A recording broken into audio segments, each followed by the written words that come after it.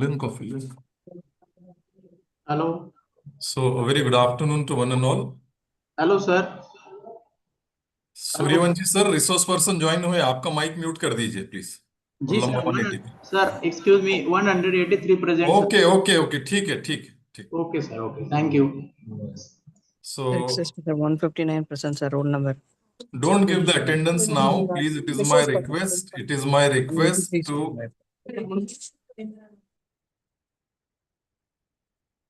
So, we have been joined by our guest, Dr. H.D. Jadhav, sir, who is Dean of SNDT Women's University, Pune. So, on behalf of UGC Malviya Mission Teachers Training Center, Dr. Babasaheb Ambedkar Marathwada University, Chhatrapati Sambhaji Nagar, I welcome him to this 28th orientation of NEP, orientation and sensitization course of NEP, which is organized by Dr. Babasaheb Ambedkar Marathwada University, Chhatrapati Sambhaji Nagar.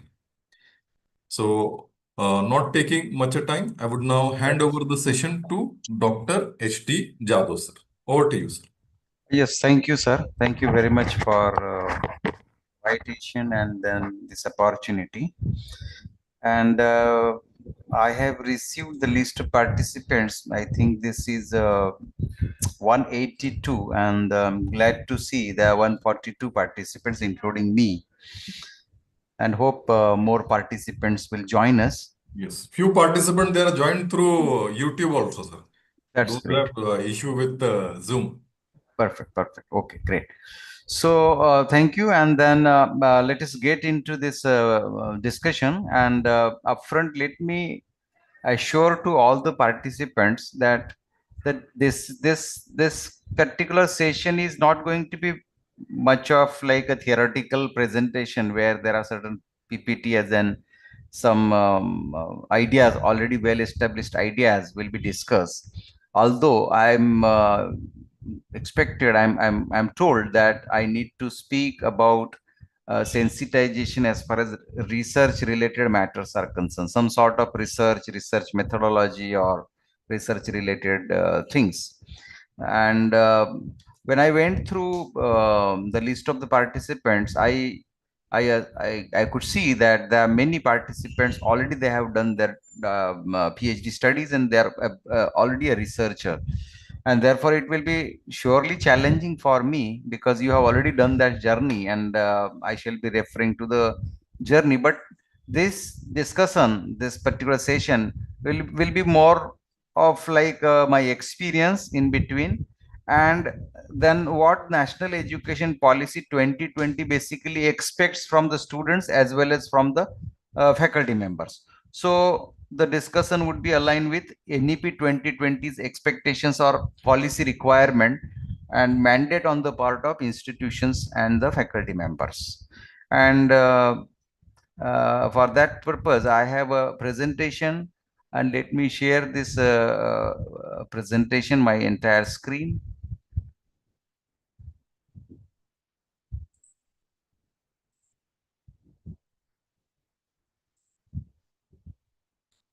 So just check whether now things are there available on the screen. Participant can just confirm whether my screen is now visible to every one of you. Yes, sir. Yes, sir. Yes, sir. Yes, sir. Yes. Yes, sir. It is visible. Perfect. Great. So the title I have given is NEP 2020 Initiatives for Research. I think this presentation I gave you sometimes earlier also, and if by chance some participant happens to be attending this particular presentation who was there previously, then a sort of might be sort of repetition. But if I assume all the participants are new to this session, then surely, as I mentioned in the beginning, that this discussion would be surely helpful to particularly beginners and those who are already there in the research. They may find it even useful in certain sense. So hide this. Yes. So this is the outline of the presentation. where there are many issues we'll be talking about, and in between I'll be talking on certain points which may be necessary at that point of time. So these are certain highlighted points. You can notice integration of research in UG and PG as per NEP 2020, institutional strategies to promote the research culture, then industry academia collaboration and funding opportunities for the research, and research process, of course, which is a part of today's discussion, and faculty engagement in educational research for teaching enhancement. So I have deliberately included one of the discussion about educational research. Now I understand that since the participants are from different areas, I mean, it is not the case that participants are from specific domain, maybe humanities or engineering or maybe science or commerce. It is difficult that my talk about research related matter is aligned with certain specific domain. So it is a in general discussion which is not biased with any specific educational domain. However, since most of us are teachers and we teach to the students, we assess the students, and during both these activities, there are chances that we can always use some innovation, and that innovation can lead to some research. So while we teach, can we side by side do the research? Because there are many complaints from teachers particularly that we are engaged and therefore we do not find time to do a research in the specific domain of their expertise. Nevertheless, we can always do the research in education sector, which can at least enhance our ability to deliver the content, and yet we create certain knowledge which some other professor can get benefited. So that is how the last point is about educational research. So let us start with now, in fact, I had some questions and then I will pose these questions, and I expect participants that please you can post some answers so that we can have a discussions. Now here, while we discuss about this session, the focus is on how UG and PG education can integrate research as a part of NEP 2020 guidelines. So what I mean to say that whenever we listen the word research, what comes to our mind, perhaps if we are very junior, then what comes to our mind is research is something which PhD people have to do, or research is something which PhD student does. So this is, I think now it is a misconception. Actually, it was a misconception long back, and it is a misconception only, and it will be misconception if you pursue it. So research is not something that only PhD students or junior research fellows or professors or industry people need to do. It is not like that. And National Education Policy 2020 strongly advocates that research should be the main agenda of education system. So therefore, the discussion or the appeal or the the assumption is that we are referring to undergraduate and postgraduate research particularly, and we will see to it that how we can justify. But before that, there are certain questions that how many of you have conducted or guided students for research before. So if you can post here how many of you are already guiding PhD students, but if particularly if I say, if you are guiding, you please just type there yes, and if you are not guiding, just say no, so that I will have an idea about the kind of audience I am associated with. So please post in the chat box if you are guiding PhD students, so that I can understand. That is one.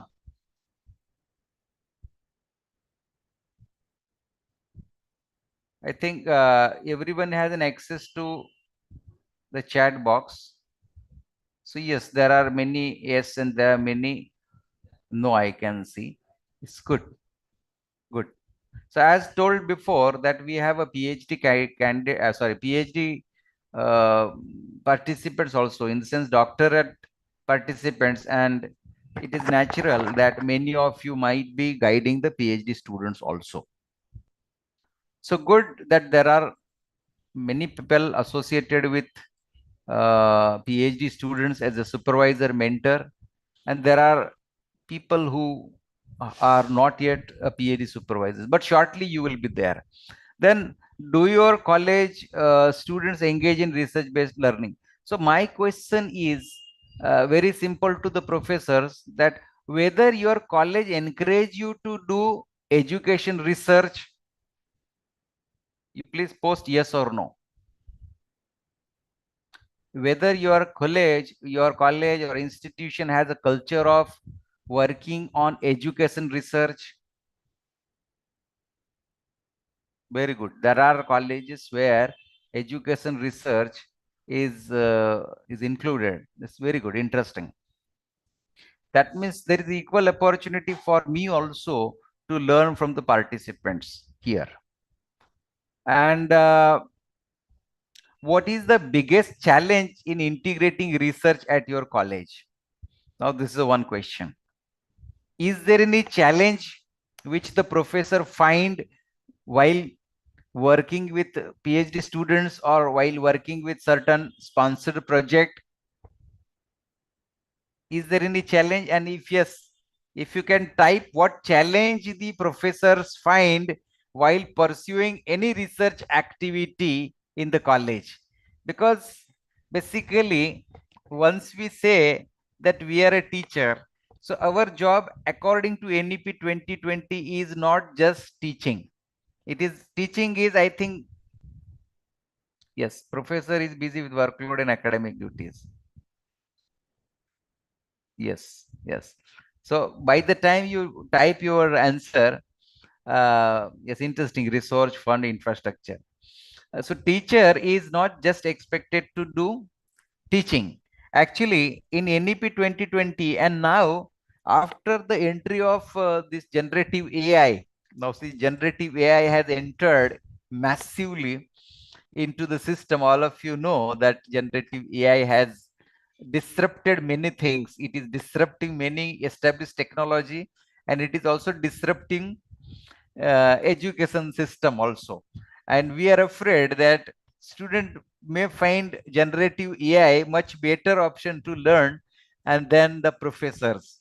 Perhaps how many of you have used AR and VR technology for teaching? I am referring to AR and VR technology. Just check how many of you have AR and VR technology which you are already using for teaching. Please say yes or no.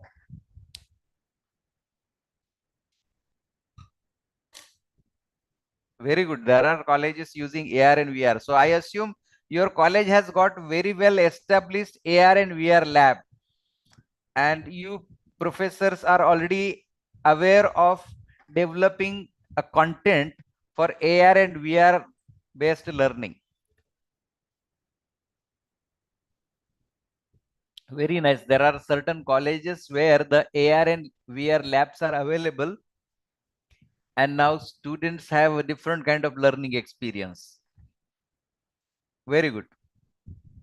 So if the colleges are now going to have AR and VR lab, then there are more challenges on the part of teachers, because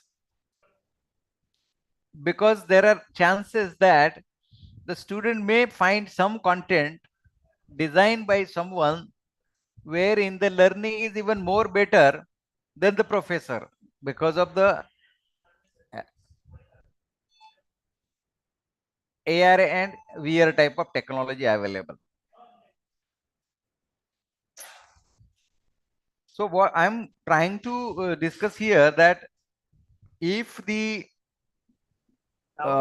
innovations are taking place in the delivery segment, then the role of teacher as a teacher will, I mean, it is a very bold statement, but will reduce dramatically, since the students may not rely on teachers, and then the teaching learning process will be completely different in that case. And by using technology, there is a possibility that teacher may save a lot of time, and this particular time, I think there are certain participants with mics not muted. Please mute. Okay, fine. So there are chances in future.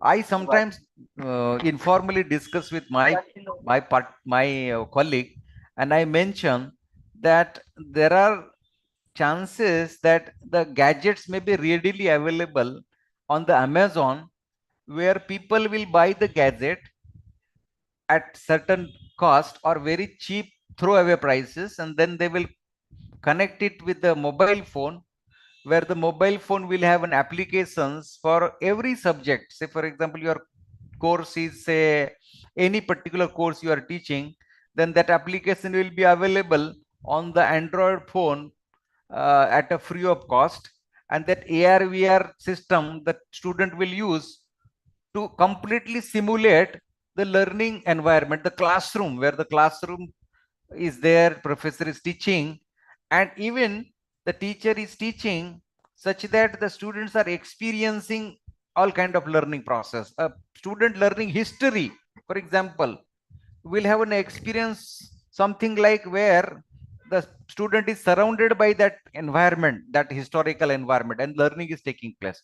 So in short, that these disruptive technologies will change the pattern of learning or the style of learning, and technology will be immensely helping to the students. In that case, the role of teacher will shrink dramatically, and we will have to do a more of a research than a teaching, because I was just noticing that professors are busy with workload.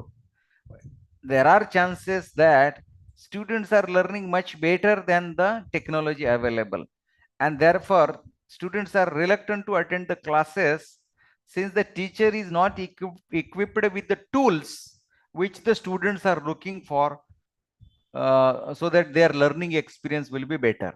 So these are all the things, I mean, challenges which we professors will face in the future. So that was the question, basically, what are the biggest challenge in integrating research? In fact, the answer already most of you gave, that engagement is there with academic activities. There are certain answers possible. Actually, many colleges go for NAC or NBA, and many complaints are received that there is a lot of documentation towards NAC, which is related with NEP 2020 and research. So having said that, teacher is not only expected to teach. Of course, teacher is expected to prepare the curriculum, or if the curriculum is ready, then the teacher is expected to design the lesson plans. Then the teacher is expected to design the assessment plans, and then teachers are also expected to do the attainment calculations of all the course outcomes which were set upfront, and then teacher is also expected to do all other attainment and action plans, I mean preparation of action plans to improve the goals which were set before starting the program. So these are some of the things which the teacher is expected to engage.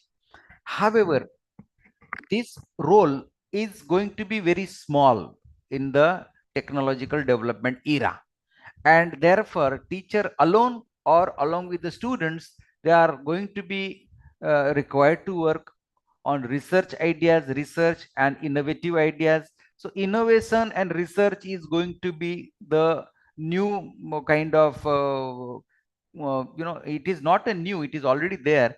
But if the colleges are not having research and innovation culture, then the future colleges are expected to have only innovation and research culture incubation center. Now see the next, the kind of colleges, the colleges are expected to have only incubation centers. So students enter and then finally end up in the incubation center, and the incubation center of the college or university will just produce the ventures and startups. So there are chances that the students will not be coming to the college for any kind of job or any kind of employment, but they'll be coming for becoming entrepreneurs. So these are, I mean, our journey is going in that direction, and NEP 2020 talks about employability enhancement, but the emphasis is on innovation, research, startups, product development, and so on. And therefore, this topic, which is research, is very relevant and very crucial in higher education, and that has been strongly advocated in the NEP 2020. And wherever you go to attend the NEP 2020 programs, you might be listening to these words like research, innovation, IPR, and other similar things. So research is necessary, very much important in higher education, because you have studied the document of National Higher Education Qualification Framework. This document is now very popular. The government of India, I mean, particularly UGC, has released this document where all the graduate attributes are mentioned. There are as many as 25 graduate attributes, GA we call them, are mentioned, and by using the GA, all the program honors write their program outcomes. So research is very important because it is the only instrument, or it is the only way that we can use to inculcate critical thinking and problem solving skills among the students.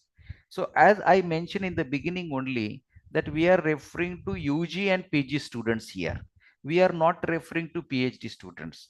Of course, while we move towards the end of the session, we will be talking about all those things which we study in research methodology, because I was told to have some connection with research methodology also.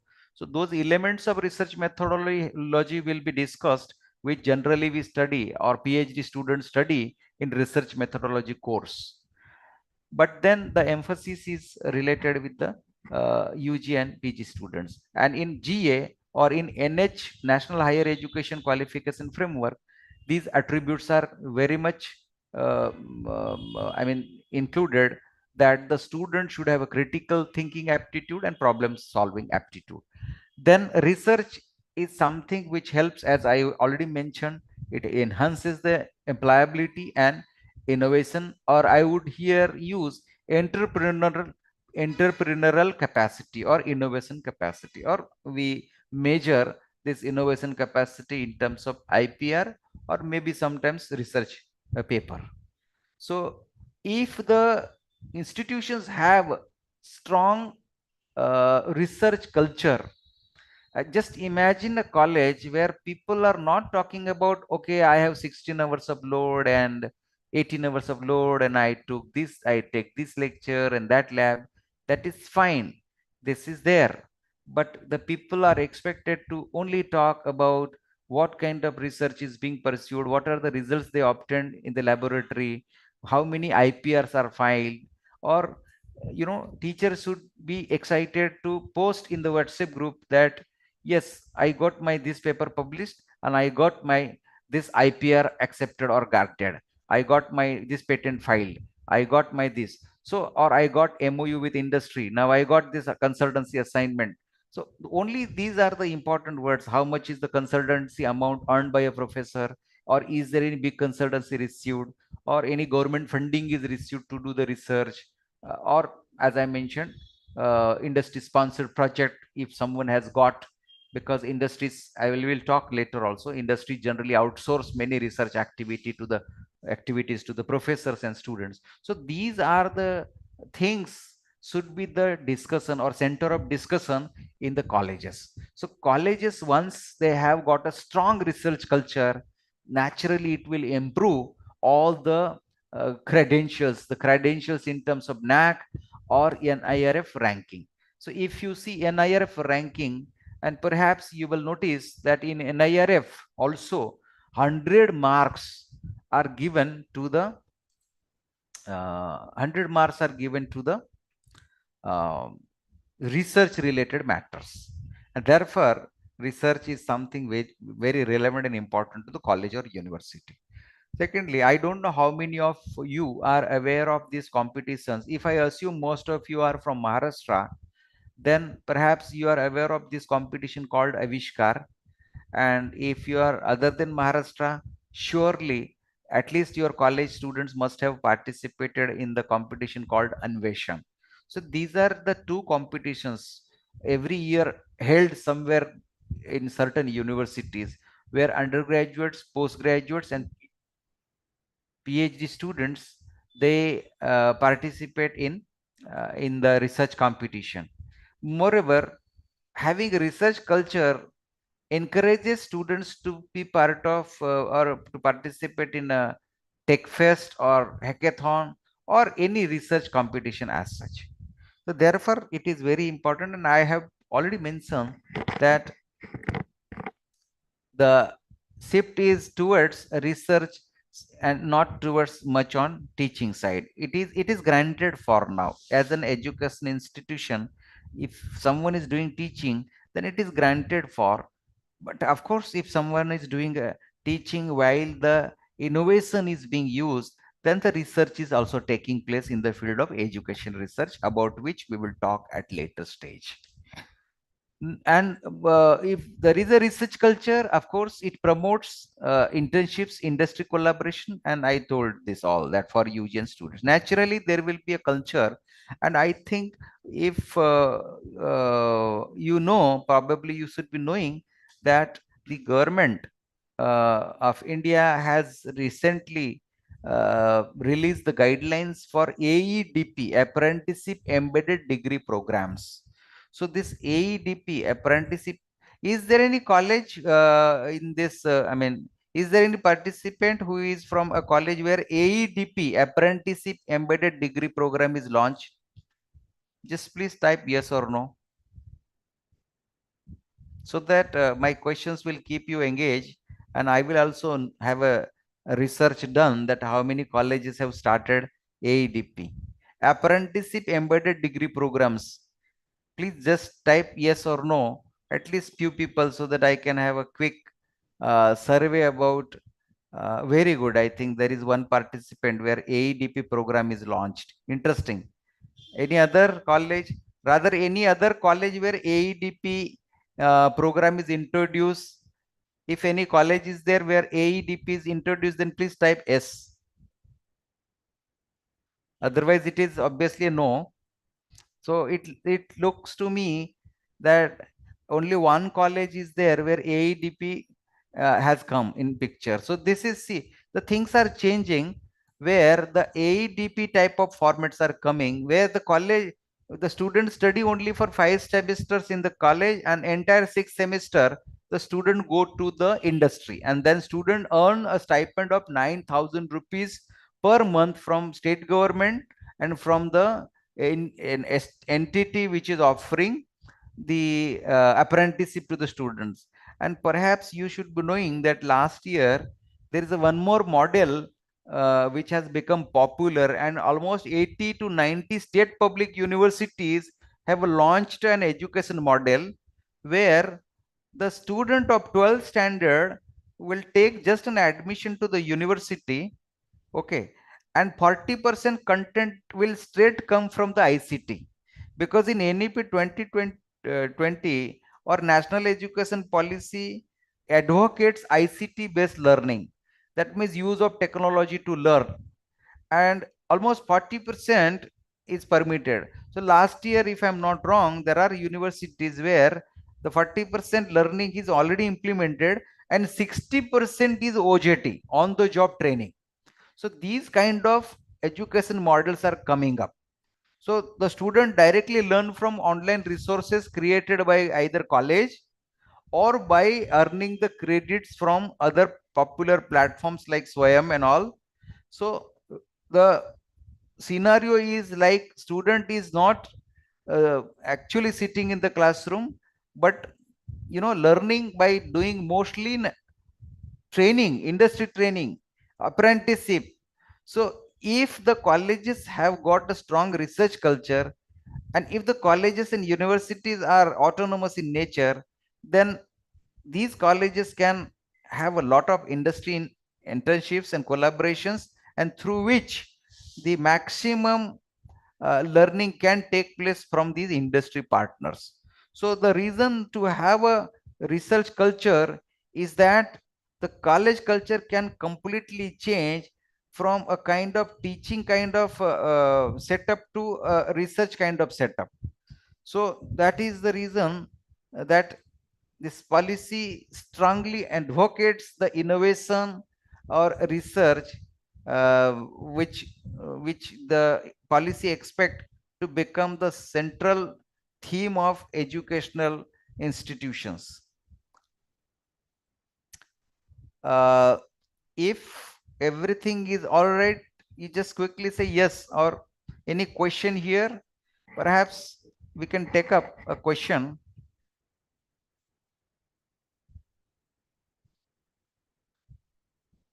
कोणाचे काय प्रश्न वगैरे आहेत का? Any questions, so that I will know that you are all connected, because I am conducting a session which is a post lunch session, and I am aware that if I keep talking, then a listener sometimes find it difficult to remain connected after post lunch session. So to have or to ensure that there is a connectivity between speaker and the learner, I think I have a request, keep posting your questions. If at all any question comes to your mind, you please post it, and then I will know that yes, there is an engagement. Good. So far no question. Having question is good idea actually, but fine. If at all some question comes to your mind, please post it, so that it will be very easy for me to change my direction while I deliver the talk. Perfect. So now importance of research in NEP.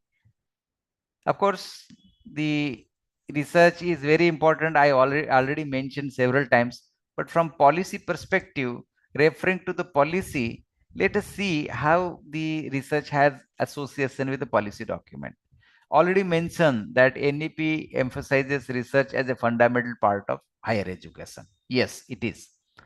And very important statement here, you should notice that no longer research is now related to or limited to PG and PhD, but must be integrated into undergraduate programs as well. So it means that the research is something which has come to UG level. Now, I am from Maharashtra based university, and in our Maharashtra based university, we have a credit structure developed by the steering committee. And in this credit structure of undergraduate programs, which is of 4 year, for example, we have got research, undergraduate research at 4th year level. So our universities, Maharashtrian universities, have already included the research in the undergraduate. This is very interesting and very important, because you know that in there are certain UGC guidelines also that student can now directly enter into PhD after UG. So if some student has done BA, BCom or BSc with a 75% marks, if I'm not wrong, then such a student can directly jump into PhD by skipping master's program. So you can understand that how the research has been given so much importance. That is the case. And if I'm not wrong, previously in IIT and NIT, this concept is already there long back, that if some BTech student is having certain CGPA, maybe perhaps 9 on the scale of 10, then student can directly enroll for PhD studies in IIT, NIT, something like that. And now it has come to the education systems which we are dealing with, where 75% marks or equivalent CGPA can permit the student to directly enter into PhD. Secondly, the faculty members, both junior and senior, play a critical role in making, that I mentioned. Then let us quickly review the key research related directives given in the policy document. So I'll just take some time and then quickly jump into this.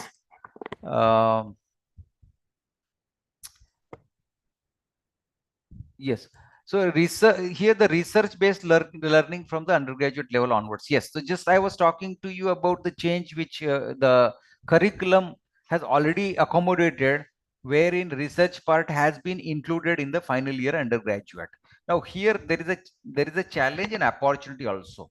If the teacher is already a PhD person, then perhaps it will be very easy for such a person to orient undergraduate student for the research activities, because that PhD student has a PhD professor has been there guiding PhD students also and master students also.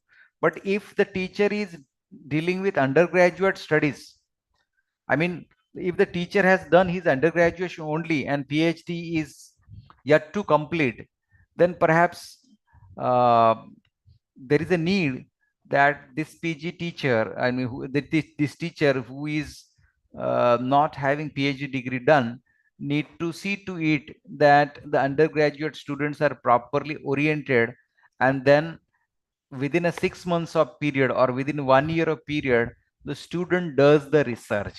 So see, if you say undergraduate student has done the research, then we need to create evidences also.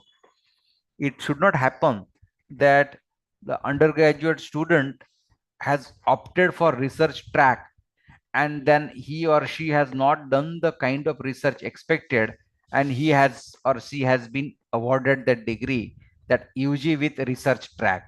So that will be a wrong thing if there are no clear evidences that UG student has done the research. So here there are challenges on the part of teachers who have yet to complete the PhD, but in that case the colleges need to have the training programs for the teachers who will be dealing.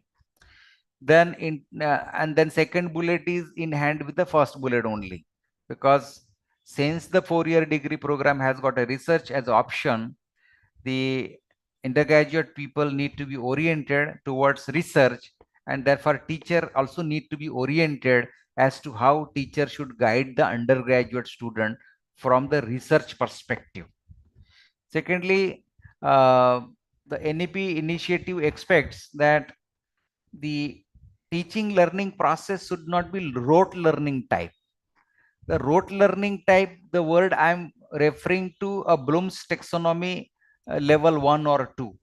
So if most of you are aware that there are 6 levels of learning, and these levels of learning are as per the Bloom's taxonomy, I would say a revised Bloom's taxonomy table, wherein there are 6 levels. So earlier, if you remember long back, even when we were professors, maybe around 30 years, we were students around 30 years before or so, we used to just write answers on the answer books. We were getting some kind of question paper, sitting there for 3 hours and writing answers. So that kind of assessment process was there. And teaching learning process was also one way. We used to teach into the classroom, and then teacher used to teach by using chalk and board or even some kind of PowerPoint presentation.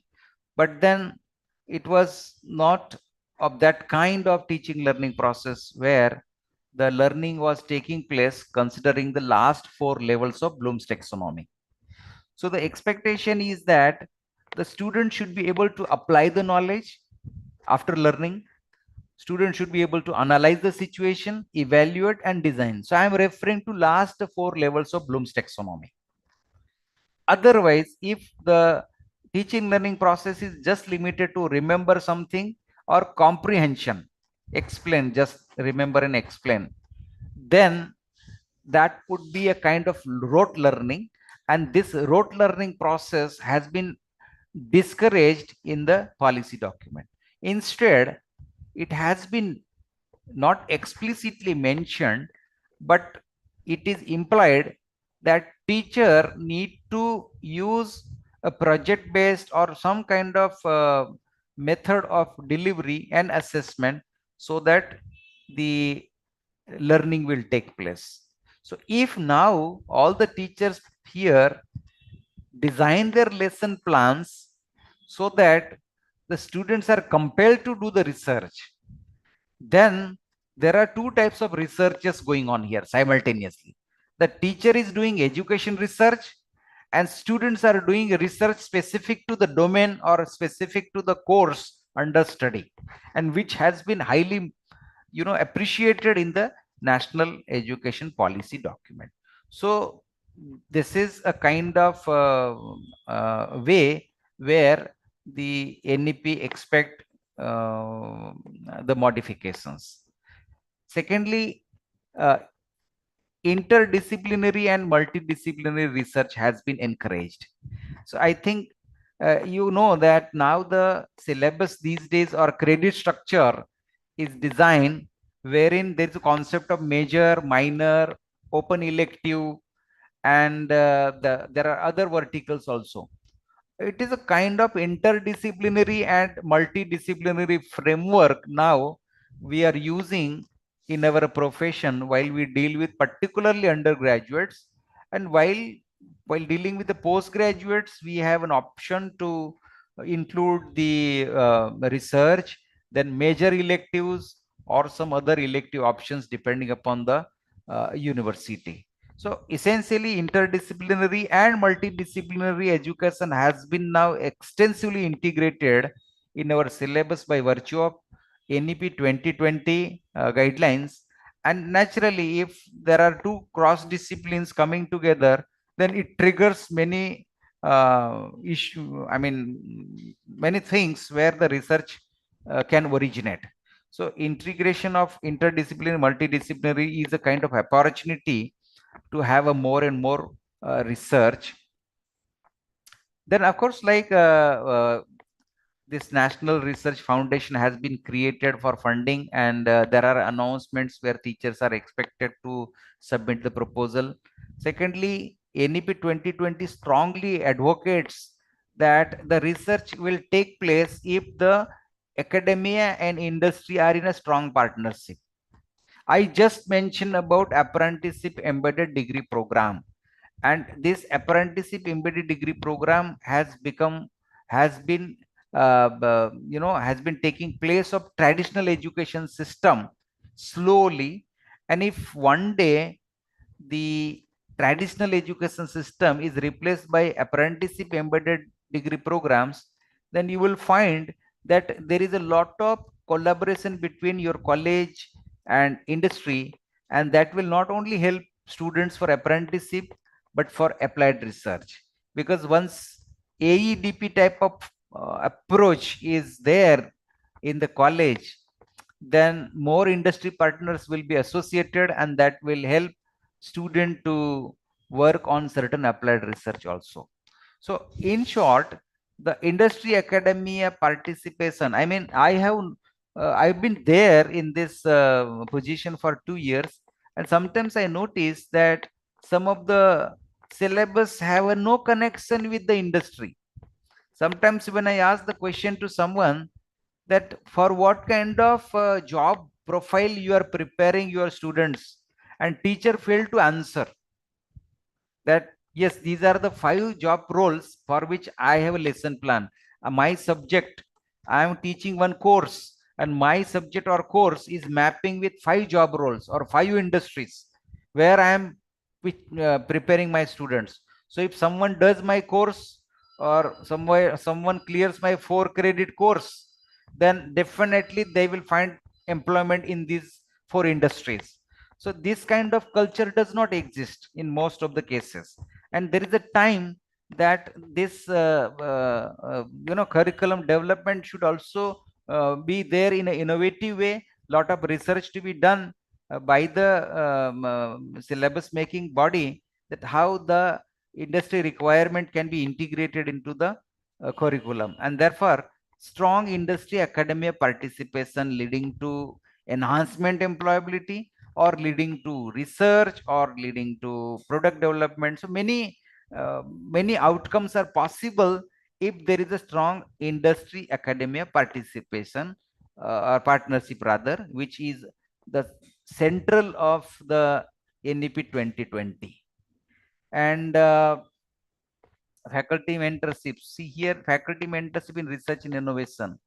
Many times when I visit to some college and I interact with junior faculty member, then I notice that there is no mentorship. I mean, there are no opportunities given to the junior teacher, that the constant research related mentorship programs are planned, or the teachers are given opportunity to learn how to write research proposals to seek the funding or something like that.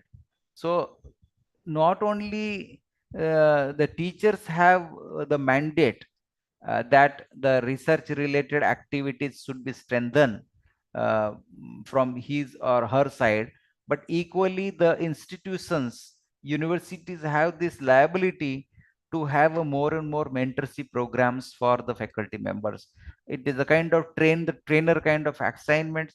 It may be like there are many foundations, in fact NGOs, they want this collaboration with the education institutions so that they can freely train the teachers. Recently, I came across one foundation NGO. In fact, they were finding the university partners so that they can freely train the teachers on entrepreneurship, startups, innovations, and then the teacher can take it to the student level. So there are many opportunities, and teachers institutions need to explore these opportunities. Without spending single rupee, the MOU can be done, and such a faculty development programs can be planned where the teachers have to spend nothing and colleges have to spend nothing. Freely resource persons can be available. Just you have to make a logistic arrangements, and then they can deliver and train your teachers and change the mindset of the teachers and the culture of the institution. So this is one thing. The count is going down. I don't know why, because eventually we are all teacher and we learn by listening to the other people only. Otherwise, if we stay in our own shell, perhaps we may not grow, particularly those who are juniors. Then comes research funding. I think I just mentioned it's very good idea to undergo the learning about writing the research proposal, because there are several. In fact, I always advocate, or I mean suggest to the teachers that there are almost 100 websites of different ministries, state government ministries and central government ministries, and there are some kind of fundings always available. And apart from this ministry websites, there are many other websites like Startup India and whatnot, where the constant announcements are there for teachers, for colleges, for institutions, where the teachers can write a proposal or see to it that if they can submit a proposal based on the eligibility and all those things. So therefore, I always, particularly to the beginners and even in the middle age group, to see to it that you can build your profile, because eventually the teacher has to build the biodata and profile. And while building the biodata and profile, the items needed are how many research papers published, how many research fundings received, how many industry sponsored projects done, how many papers are granted. So your biodata is all about these credentials only. No one, I don't know, but people claim that I have 20 years of experience and 30 years of experience. I think gone are the days when people used to recognize the experience. Now, what matters is the research credentials and not the mere experience, which is just copying and pasting past day and next day. That will not help. So, profile building activity can only be possible through research, research, and only research. And therefore, writing to the funding agency and learning how to write is important. And finally, how the efforts taken by teachers are useful to the institutions. Yes, institution, which is your home ground, which is your second home, office can only grow if the teacher participates. There are two types of mindset I always mention while I find an opportunity to. There are two type of people. Those who want to constantly grow. They are called growth mindsets. There is a book also. And the other one, fixed mindsets. They have only reasons for not doing anything. They don't uh, think other side solutions, but they have a question bank that these are the reasons and therefore I cannot do this, and they hand over this question bank to the senior HOD or director that these are the questions I have a problem and therefore I can't do the research, I can't do the innovative teaching learning, I can't write the research paper, I can't fetch the funding. And these are called fixed mindset people. So fixed mindset versus growth mindset. This book I recommend all of you to read. And if you read this book, you will change your mindset and you will not have a question bank for your seniors, but you will have solutions for the problem which you face in your professional life. Fine. So if you are a growth mindset type of person, then surely your growth, your credentials will help immensely to your institution for getting better NIRF ranking or better NAC ranking. You know that NAC and NIRF are very important credentials for institutions, because now private institutions are massively increasing. Students have a lot of options. If the institutions don't compete, then they'll be out of race, and there are chances that no single student will approach to such an institution where teachers have a fixed mindset and no growth mindset. So therefore NEP 2020 expect that the culture at institution level completely governed by the stakeholders, particularly students and teachers, should be such that the institution will get the recognitions from the NIRF agencies and other similar agencies. So this is the very important. We all need to notice and practice also.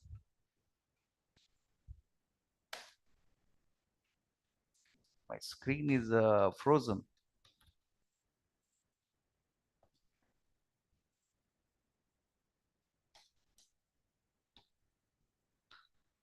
Yeah, I have already talked to you about this slide. If this crowd or the participants have got head of the departments or even principals, perhaps these are your responsibilities, institutional responsibilities to support the research.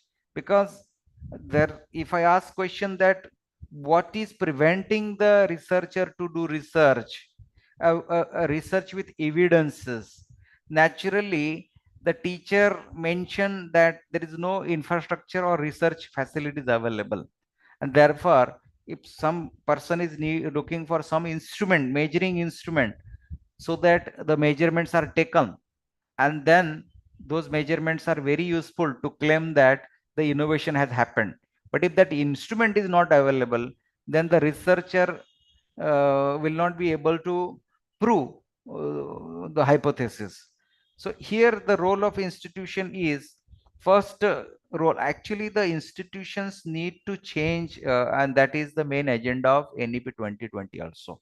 Because if institution continue to work in a traditional format with just teaching and not bothering about student employability, not bothering about entrepreneurial mindset of the students or entrepreneurship culture, then there are chances that the such institutions may not compete with the growing institutions. So therefore there is a need to establish a research cell. Actually UGC has also given certain guidelines that how the research and development cell can be set up in the college or universities, and this is very important requirement, because it then creates an ecosystem for a researcher, that the researcher can smoothly navigate through the challenges. Secondly, the role of the institution is very important. Seed funding. Seed funding is important because, as I mentioned, there are certain requirements for research which the researcher may not fulfill. So if the institutions see again, we as a teacher work in a different formats, in the sense that some are university teachers. These universities might be government or private, and there are certain colleges, and again colleges are aided by the government, and they are not aided, they are private. So in all these settings, the seed funding is necessary. That means the college need to ensure that whatever amount received, for example, if it is government, then it is difficult sometimes, because the grant is only received towards the salary, and there is no any other fund available which can be given. Here the challenge for the faculty is to write the proposal or collaborate with industry. Otherwise that point is there, otherwise fund may not be available. But if the institutions are private, for example, then I strongly encourage the private institution owners that if you would like to grow, then have a seed funding. Whatever student fees are received, these fees are utilized for meeting the expenses, but one of the budget head could be research, where the teachers are given seed funding based on the proposal. Of course, the teacher will pitch the proposal before the research and development cell, and then depending upon the review process, the teacher may qualify for getting certain research fund, which the college offers to that researcher, with the condition that within 1 year or 2 year, at least one good research paper in a refereed journal, and not in a Tom and Jerry journal. I'll come to that later on. Or maybe one IPR must be there at least, or some kind of product development startup. It should lead to some startup. So with this mandate, if the fund is made available, perhaps the teacher will stay motivated. That is one thing. Build collaboration. I just told, if the funding is not available, even if the funding is available and teachers are working on certain, projects, researches, then build a profile. Go to the industry, talk to industry people, because I know when I had a talk with some of my professors who are working, or who are working with industry sponsored projects, they mentioned that there are many industries, they are looking for some kind of entity which can do the research or on their behalf, because sometimes industry people may not have a time to invest in some kind of research assignments, because they focus on certain breakthrough type of research. So if the professor approach to the industry and say that I see industry, I mean to say establishment. If you are from social science, yes, there are certain entities where the funds are available to do research in a social science field, and then this fund, if available, made available by the sponsoring agency, can be a win-win situation for funding agency and the researcher. So it is all about writing to the industries, reaching out. Networking becomes very important, and networking is possible when you meet the people. So now you are attending my session, my credentials are with you. You have added one person in your network now.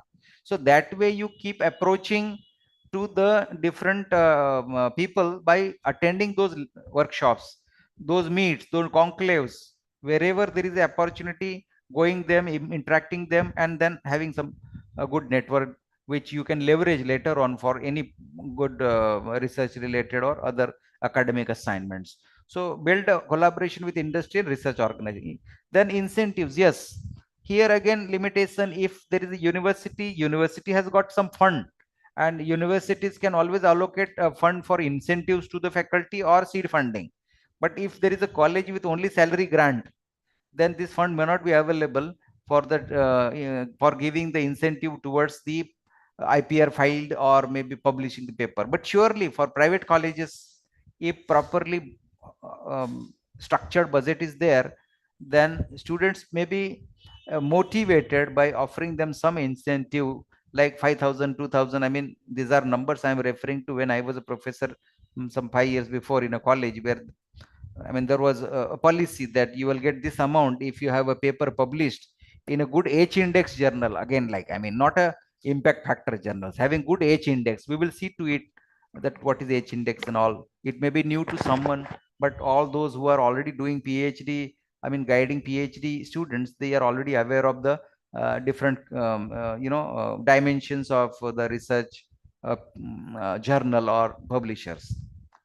So this is a very important for colleges to have a research culture by having funds allocated. And last point, which I have mentioned, which is the responsibility of the college, perhaps the teachers can pass on this to IQAC, that there is a need to improve the quality of the work environment um, in the college, and the IQS is responsible because they have to improve the quality by frequently having the workshops, FDPs, but not just sake of FDPs where the teacher come and eat some good food and good high tea and go back. Not those kind of FDPs. The FDPs where the experts have come and participants are also very serious, and some kind of learning is taking place, capacity building is taking place, and then teachers are going back and utilizing the learning during FDP. Then those kind of FDPs, workshops, skill enhancement programs, research, writing a funding proposal. So such a kind of programs need to be planned by IQSC, giving the target that okay, you are put to this workshop for 5 days to learn how to write a proposal, and now after a couple of months a good proposal to be submitted either to the funding agency if the college qualifies, or pitching to some industry person or someone to seek certain funding. See, I know if certain efforts are taken, there are opportunities available. Only the thing is, again, I mentioned the growth mindset is very important. And if it is a fixed mindset, then nothing can happen. So this is the slide which talks about the responsibilities of teachers here. Then, yes. Roll number 58, please stop doing annotation on the PowerPoint presentation that can distract the participants. Okay. So, encouraging research in UG and PG. So this is also one of the very interesting slide I found useful, and that should help to the participants. Just give me a moment.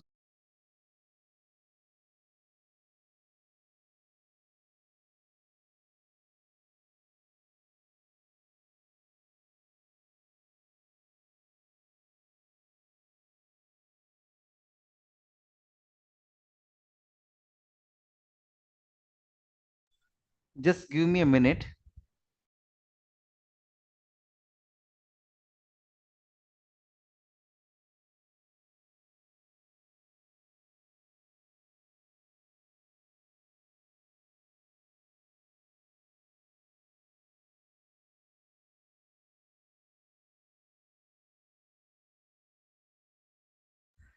So encouraging research in UG and PG program.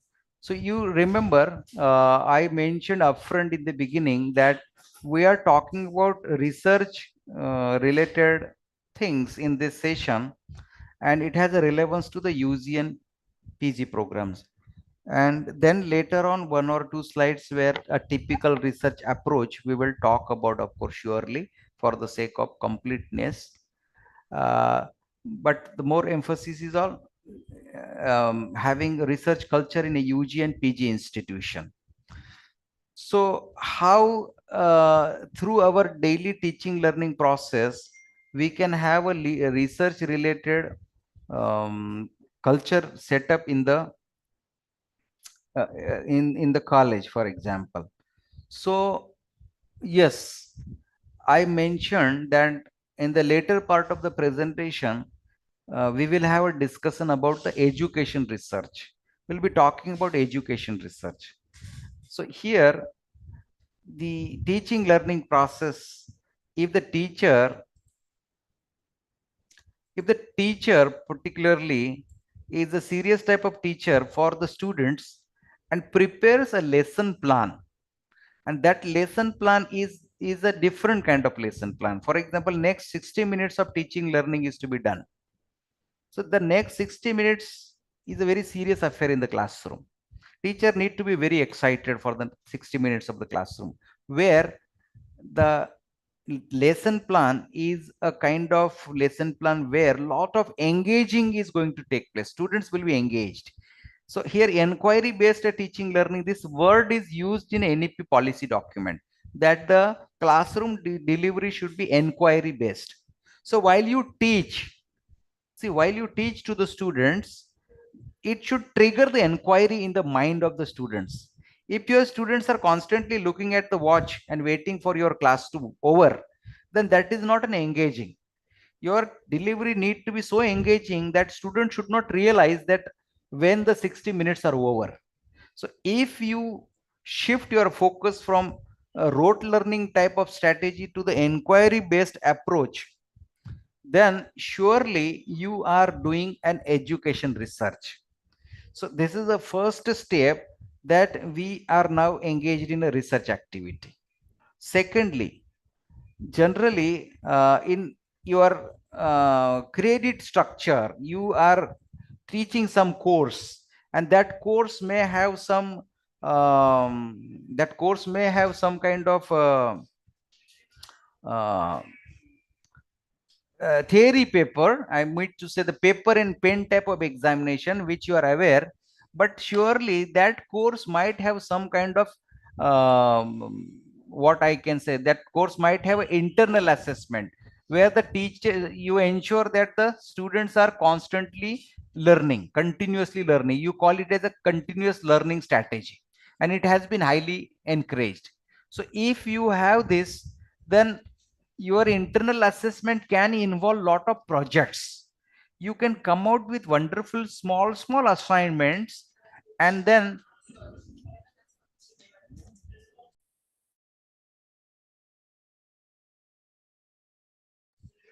so your teaching lesson plans need to be designed so that the internal assessment will be project based, and the small project, just imagine you are teaching to 60 students and you have given them 60 journal papers in which you are doing research, or your PhD student is doing research.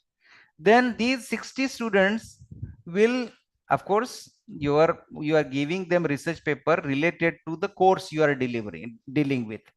Your students will do meta-analysis, for example, and you tell them how to do meta-analysis. An undergraduate student is doing meta-analysis of one paper. It will not take much time for a student to do meta-analysis. And then you will have almost like 60 small pages of the students where they have done meta-analysis. And these 60 reports can be translated into very good review paper. So you, many a times what we say that we don't get a time to do research, but here, by delivering the content in a such a way, and by giving them internal assignment in such a way, that you have created 60 documents, and all that you need to do is to collate all these, putting in a proper format and submitting as a very good meta-analysis paper of your domain. So internal assessment has so much potential to convert all the efforts of the students into small review paper, meta-analysis paper for you. And you can be a sole author, or you can take help of some junior teacher, and jointly both of you can have very good research work done. And same thing, like if you are located in agricultural area, there are chances that students can come out with some ideas as a part of internal assessment, which may even qualify for IPR. And I have an evidences where, as a part of internal assessment, the students have done wonders, and then the ideas are converted into IPR, copyright, patent, and even in a journal paper. So we need not have to have a very big equipment and very big research lab for doing paper publications. Of course, this statement is partially true. Sometimes you may require, but not always, that you need to have an infrastructure and then resources, and then only you can work on certain research. No, it is not the case. It is eventually again your mindset. If you have a growth mindset, you will come out with those kind of small ideas leading to the research activity. This is one suggestion from my side. See, everything I speak is a kind of suggestion here which may be useful. Moreover, ICT based, now here this point has been included that undergraduate students and postgraduate students are now to be engaged in research activity. Unfortunately, you know, and sometimes I have noticed when I sometimes ask to the students of PhD program, and I ask them, do you have idea about Google Scholar? Out of 100, at least I find 20 students, PhD students, who say that they do not know Google Scholar search engine, advanced search, and even they do not know who are the reputed publishers. There is hardly any knowledge about what are the different publishers available on One Nation One subscription website. So this literacy is even sometimes missing in PhD students, and it is a time that we have to give this information to our undergraduates and postgraduate students. So UG and PG are the important assets for us while we work mostly with these students only. And then as per NEP 2020, these students are expected to engage in the research. So therefore, our duty as a teacher is to master ourselves using Google Scholar search engines.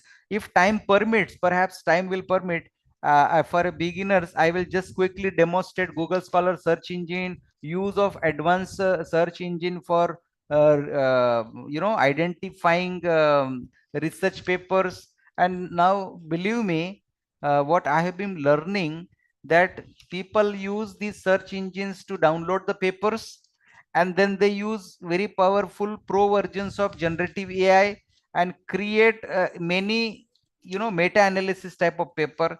Then in order to avoid the plagiarism, they just do some paraphrasing and then they come out with. So these shortcuts are also there, but this is highly unethical and I discourage. But this is a one part of it, that it can be a tool assisting to the teachers, learners, to expedite any research activity, but it has to be considered, everything should be done with due respect to the ethical policy guidelines of the journal. So use of ICT in a literature review has to be taught to the undergraduates. Moreover, one more thing, while we design, see, most of you, I don't know, might be involved in that curriculum design process. We call board of studies or some different kind of curriculum development body or curriculum advisor body. Pending, I pending. We discuss. So now, if you happen to be a part of such a kind of activity where you involve yourself, then remember the program outcomes need to be written properly with higher order thinking skills. So this is sometimes missing, because while as a dean, when I refer some of the syllabi of some of the programs, undergraduates, and when I read the program outcomes and course outcomes, and I notice that the action verbs written in such a program outcomes and course outcomes are at level 1 or 2. Remember and understand type of action verbs are there. So we cannot afford to have now the course outcomes and program outcomes written considering Bloom's taxonomy level 1 and 2. We must for higher education institutions especially use the action verbs higher than apply, analyze, and these things are very available in the public domain to learn. And why we should use, remember, when we lay down the process, that suppose I have a one program outcome, that our student after 4 years or 3 years will be problem solvers. Now if this is the program outcome, that we are looking for graduates who will be problem solvers, then this action should be included in our curriculum. And in our curriculum there are courses, and the courses must have a course outcome where also we are talking about problem solving aptitude. So all those action verbs which produce or which inculcates this aptitude among our within our students, so that the student will become a problem solver. So therefore program outcomes and course outcomes are very important. They represent a manual basically. These statements are a manuals guiding force to the teachers. There is one more thing I must mention here, that the design thinking and innovation course, in fact, for every kind of education nowadays, if you are teaching to BA, if you are teaching to BCom, BSc, engineering or pharmacy, whatever may be the kind of educational program, undergraduate program, design thinking and innovation should be included at early stage. Just research methodology is included mandatorily in the coursework of all PhD programs. It may be PhD program in Maharashtra, or it may be PhD program in Kerala, or maybe in Jammu Kashmir. Research methodology is invariably included in the PhD coursework. Like that, it's a time that चालू the session.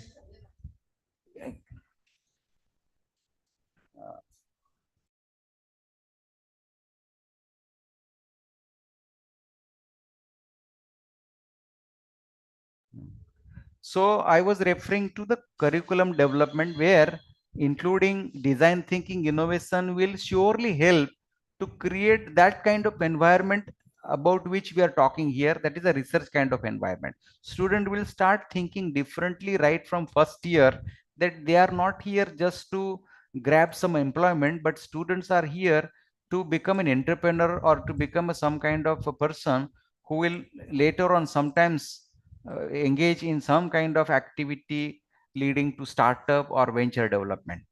So this will reinforce the research environment in the college. So this is, I think I have been talking for a long time and it is becoming very one way, and I can take a pause here for 30 seconds.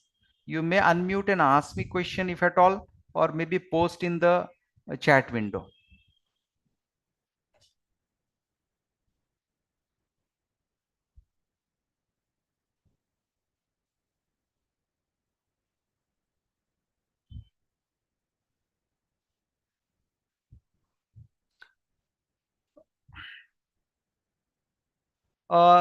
See, moderator, sir, are you there, sir? Basically, is there any person moderating this session? I'm unaware if there is a.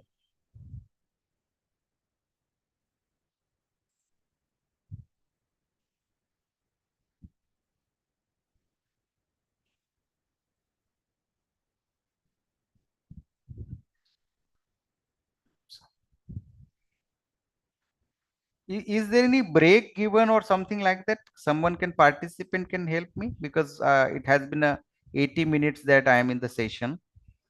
Yes sir break ले सकते हैं sir yes हाँ हाँ हाँ. So break अगर लेना है तो कुछ 10 मिनिट का कुछ ब्रेक ले सकते 10 हैं सर. मिनिटाचा हो 10 मिनिटात घेऊ शकतो सर हा, मग काम करा. एक आता किती झालेत? आता वाजले सर एक 4:16 झाले तर आपण हा एक 4:26 जॉईन हा, करायचं 4:26 ला मी जॉईन करतो. मग 10 मिनिट येस ब्रेक येस द्या. Okay, yes sir thank you.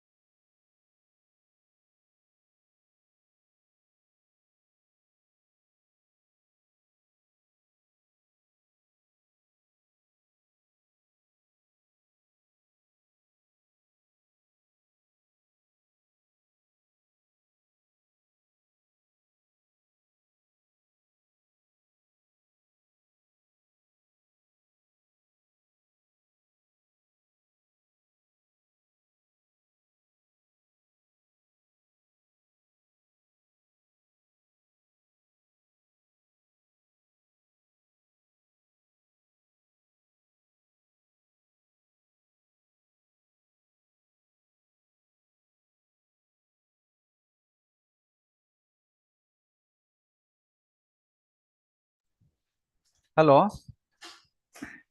Sir, can we start now? Yes, sir. It's a 10:26 now. Yes. So we were talking about, I think some participants have left. But anyway, I think I talked about the importance of curriculum intervention to have the research culture.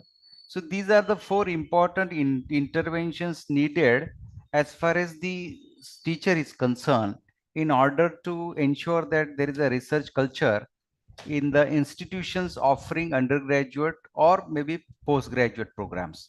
In university departments, mostly there are PhD students, so the kind of culture needed is already there. But UG PG programs offered in certain institutions may not have the kind of environment uh, which strengthen the research activities taking place in the overall institution. Now, if I assume there are no questions, then we can move on to the next slide.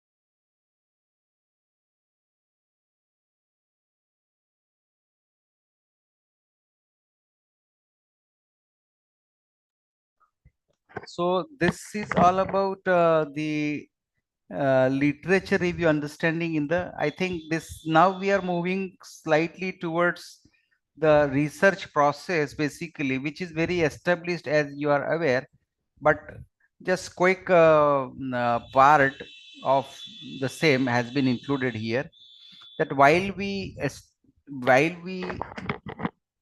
have a research culture in institutions offering undergraduate programs and postgraduate programs, there is need that the undergraduate students and postgraduate students need to be informed about these important elements of the research methodology.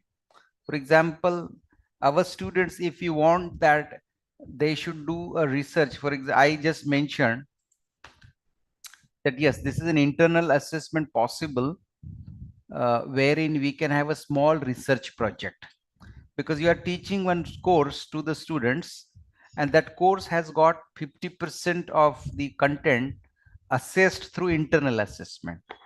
Naturally, the undergraduate students will become your small kind of research scholars, and then you become a research supervisor where you have to then teach to the students that how they can work on some academic research. For example, what is the existing research in certain small area which is relevant to the course under study, then how to identify the research gaps, and then these different dimensions, that how the different frameworks, theoretical frameworks exist in the literature, what are the different structures of literature review. I mean, thematic literature reviews are possible if the document has to be written. So in a two-way, I mean, the students need to be taught that how to find the literature, then literature gap, then what are the, how to identify different theoretical frameworks in the paper, how to then structure the review later on. If 10 papers are given to the beginners or UG students, then how these 10 papers they should organize. I just mentioned about giving small research assignment to undergraduate students group. There are groups, 5 or 10 students.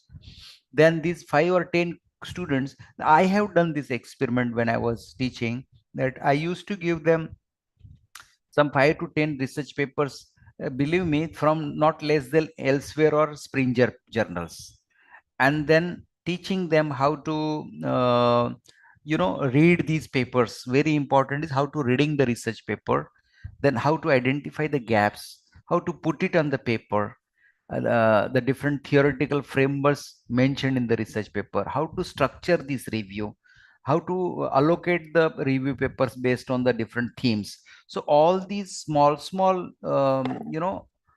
things which generally we educate our PhD students, we need to pass on to undergraduates or for postgraduate. No doubt, I know all the postgraduate teachers are already engaging the PG students by teaching them all these four important dimensions of the literature review. So equally, these four important dimensions become very relevant when it comes to the undergraduate research. So undergraduate research, of course, under NEP framework, it will take little time. But right now also we have some students and they are doing some kind of score study at a first year level or second year level. I can at this stage take a pause and share my own experience.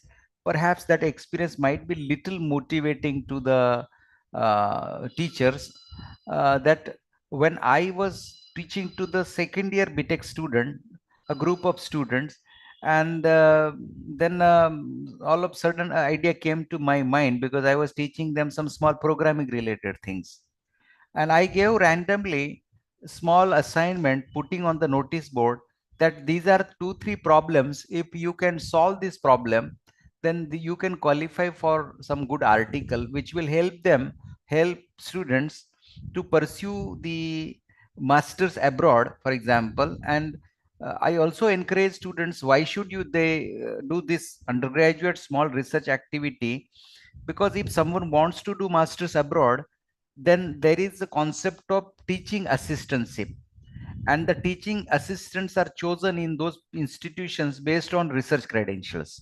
So I encourage them that if you do research at undergraduate level only, and you happen to do a postgraduate studies in some premier institutions where they pay to the teaching assistants, but before recruiting teaching assistant, they see the research credentials.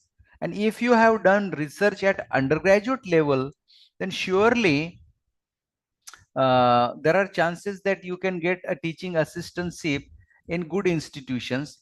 And let me tell you, one of the student, I think he came out with two very good findings, research findings. And then he himself, when properly mentored, came out with two research articles. I can show on the screen also so that it will be more appealing and more convincing also. So this is one of the student who was just a BTech student, and he came out with this is a student um, from Walchand College of Engineering, Sangli, and he was just a BTech student. And you can notice that he has come out with very wonderful article in this Journal of Evolutionary Intelligence, which is having very high H index and very good impact factor. So such a case studies can be created by the teachers who are teaching to the undergraduates and postgraduate, by properly guiding them, and then they can deliver at least small research output, if not IPR, at least in the form of research paper. Even there are certain situations where students came out with IPR and then IPRs are jointly published in my case, and those are all second year or maximum third year undergraduate students. So now we are moving towards writing effective research paper and then some demonstrations and education research. So just I had one question to the participants, that now we are moving towards the typical research methodology kind of engagement, or typical approach, where is the chat window? Is there any question in the chat window? Sir, is there any question in the chat window? If you can help me. So I'm unable to find the chat window here.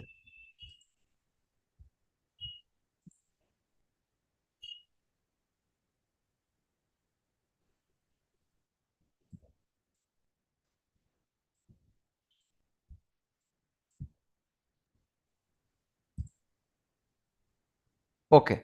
If any question is there, please ask me. Otherwise, I can continue.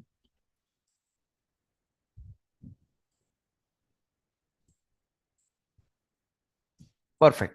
So now, after having understood the important research processes, uh, see, I'm not teaching here that how to do research. Most of you know the teacher by virtue being a professor, and you know that there are typical frameworks available where the researcher, first understand what is research, then literature review comes in picture, then identification, then data collection, data interpretation, and something like that, and then the teacher write the paper. So these things teachers are already aware. So this is not a typical research methodology kind of course probably, which I should cover within the time available. But I am trying here the different approaches through which we can have a research culture at our or in our university campus or in the colleges.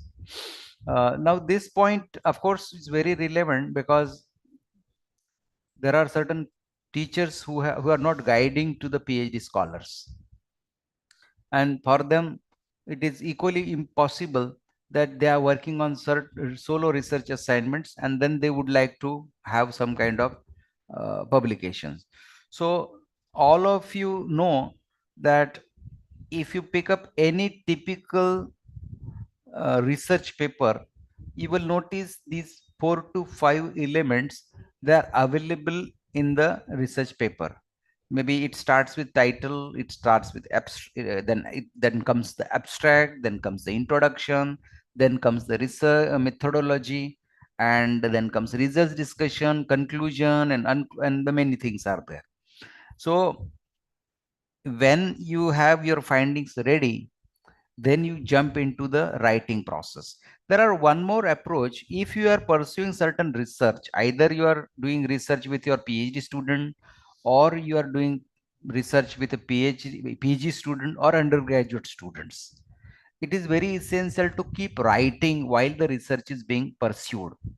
That helps the researcher to complete the paper even in a better manner after having completed the entire research. But nevertheless, if you have finished the research and now ready with the results, and then you have only the result part with you, in that case, you start preparing the entire skeleton of your research paper. So we have to first understand that we are a teacher of higher education, and while we are a teacher of higher education, we need to publish our findings, we need to submit our findings in only refereed journals. So naturally the question arises here that how to know where to publish. Now I'm unaware the literacy level of the participants about what kind of journals and all those things available.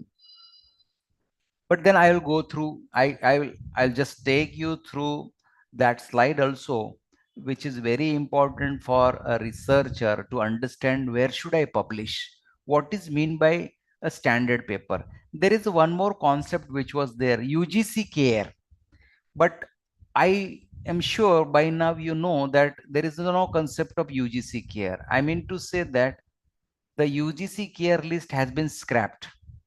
The list is still there, but the UGC says that this list is no longer, I mean, the concept of UGC care list is not to be considered while recognizing the research of any researcher. What it means that for a researcher, it means to the researcher is to understand the importance of good quality journals, good quality publishers, and then to publish, and not relying on the UGC care.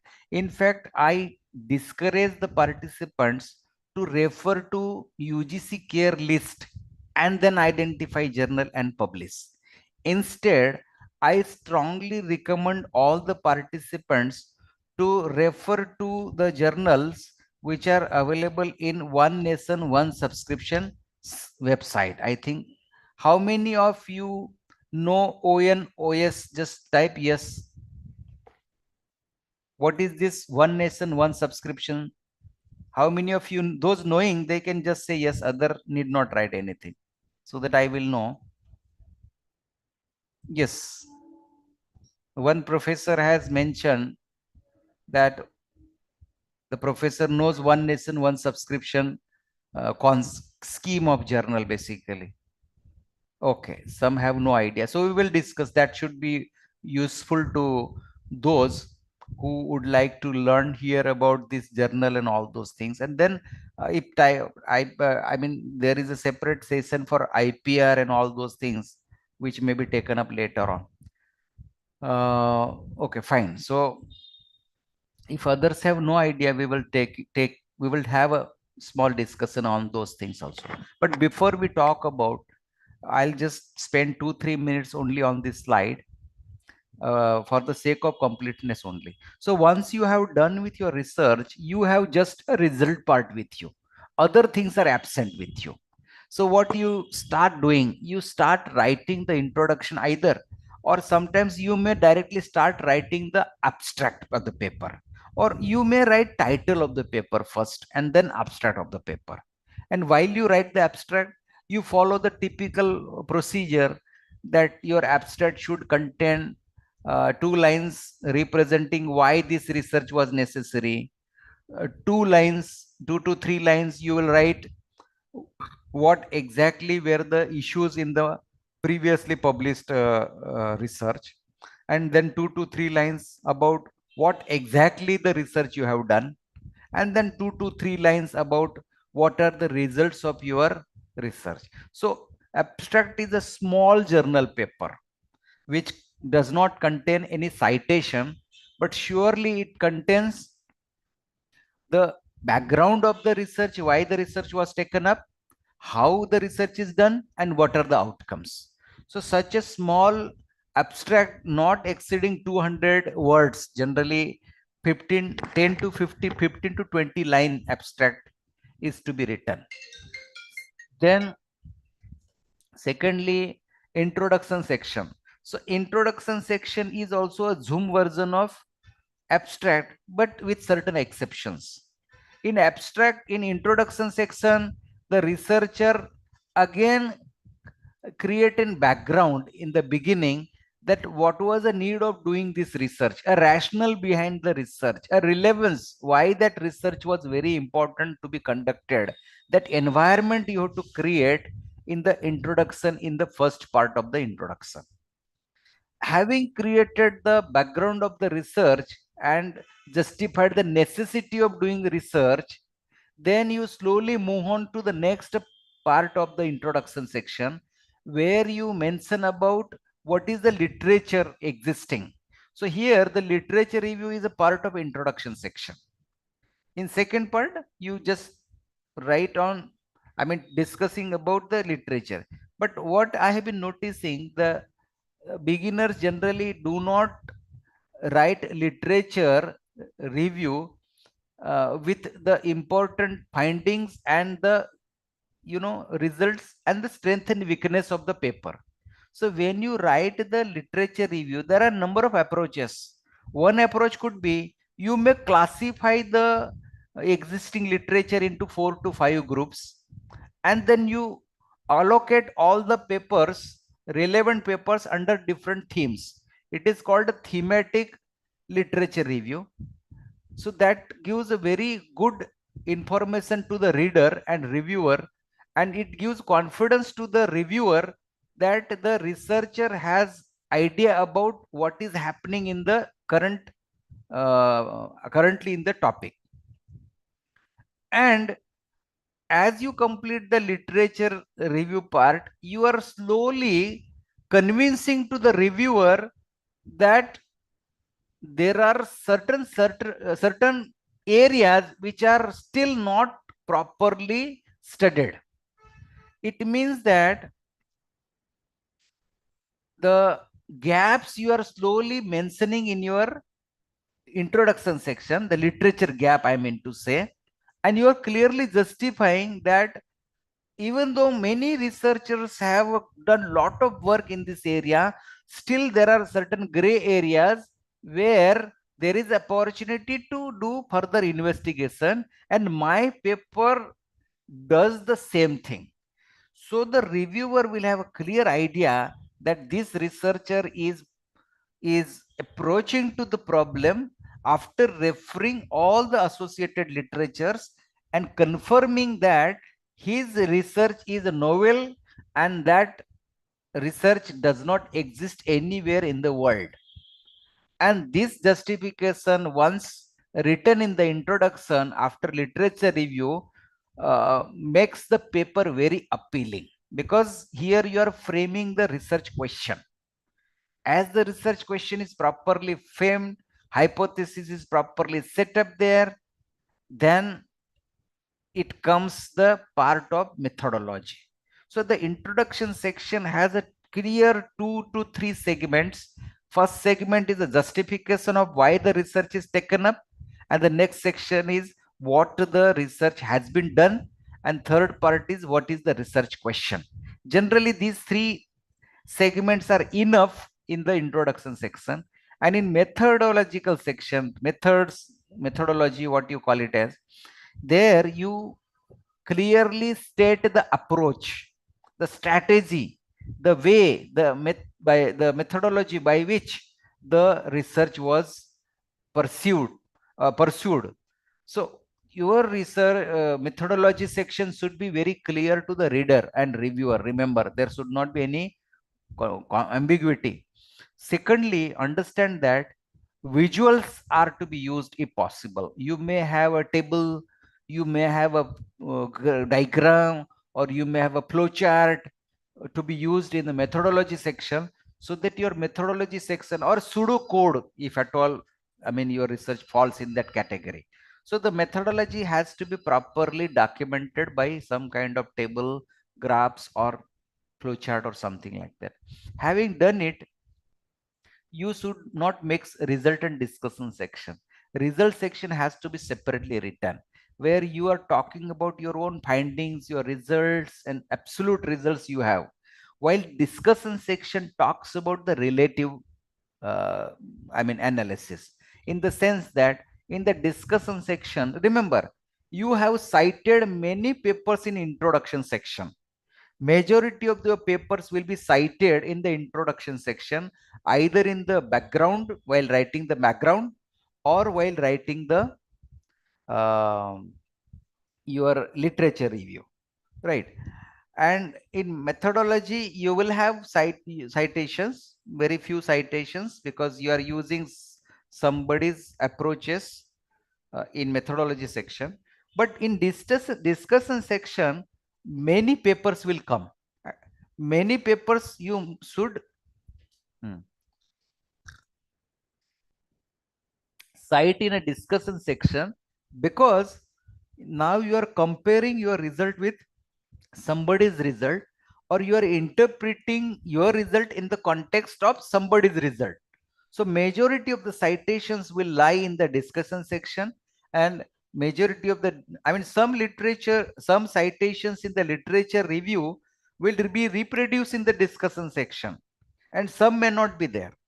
So this is the approach you need to keep in mind, so that reviewer will know that the research has a connection with the research done by other people as well.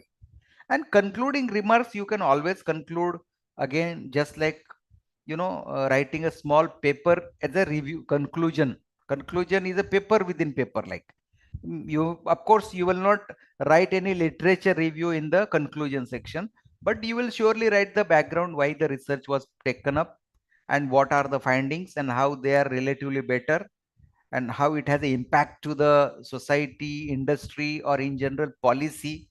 See, your research paper should lead to policy interventions. Should help for policy intervention, or should help other researcher, so that other researcher will think about developing product, startup, or other similar. So in a broad sense, the paper should help the society and in general nation. It should not be as just some kind, very important. I have been noticing that people sometimes just float the Google form, bring the Google form, and then analyze by using SPSS tool, and then say that my research is done.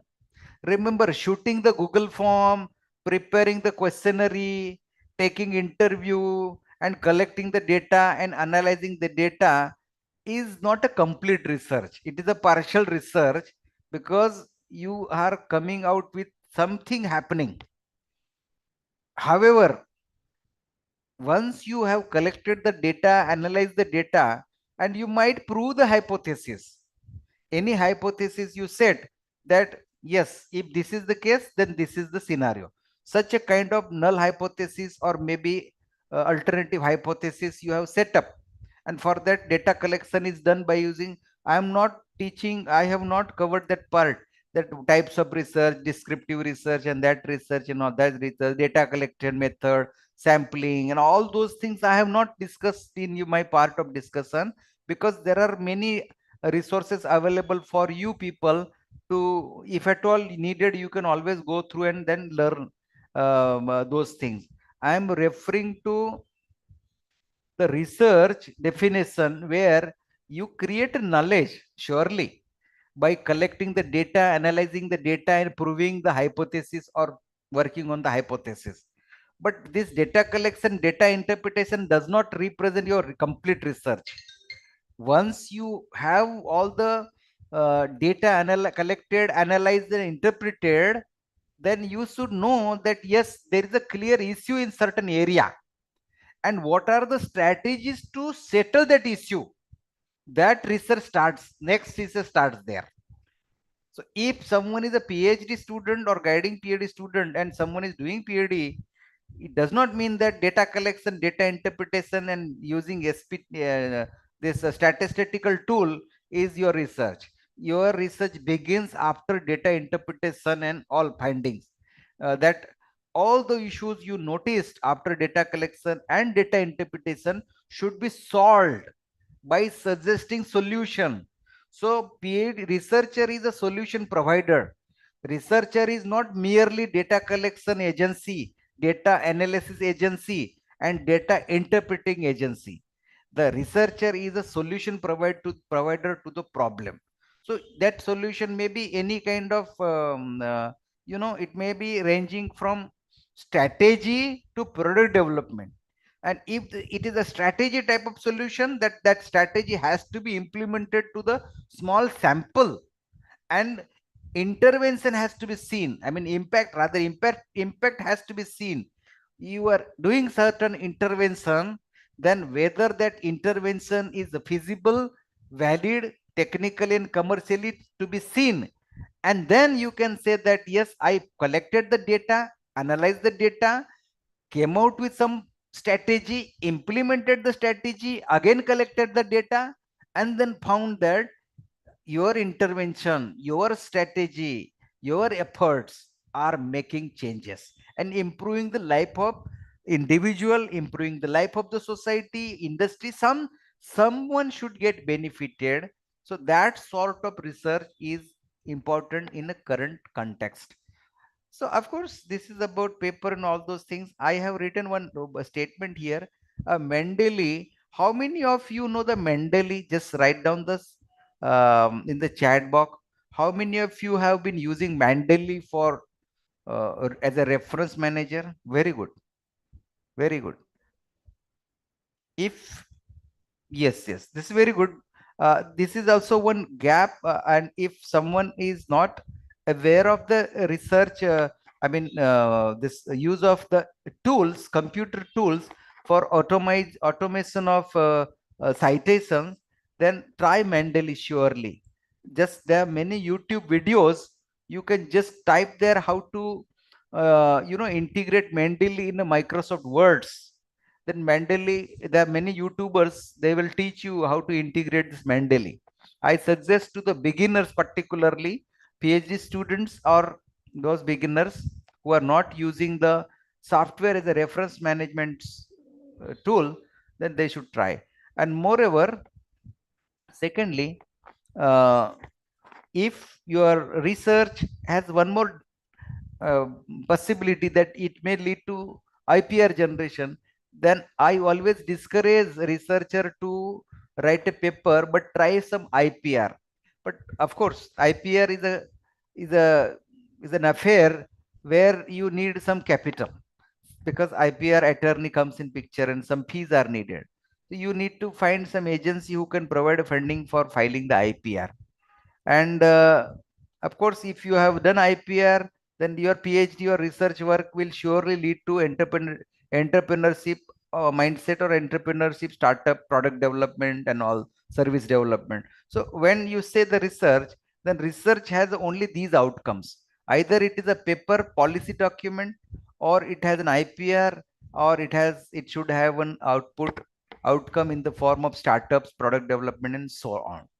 So this is one thing that I thought I should talk to you as a part of these things. Then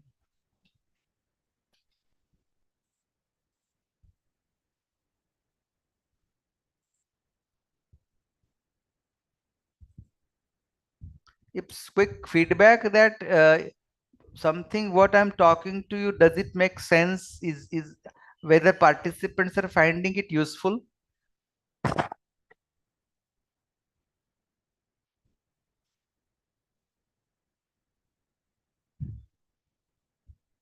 Okay, good, good, good. Perfect, perfect, perfect. I have assignment for moderator also. The moderator can write another research paper, the impact of this session on the performance of the participants. This is the assignment I am giving to the moderator, sir. Are you there?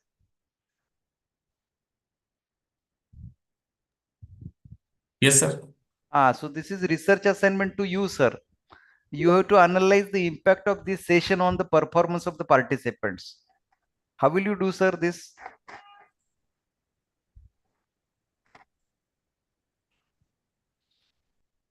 That you can reach out to the participants to know the progress, that okay, after this session was done, how many of them have done research, how many of them have published a paper, how many of them have done the IPR filing. So this will be the impact of my session on the the impact of my session on the participants. So this paper you can always write there. Fine.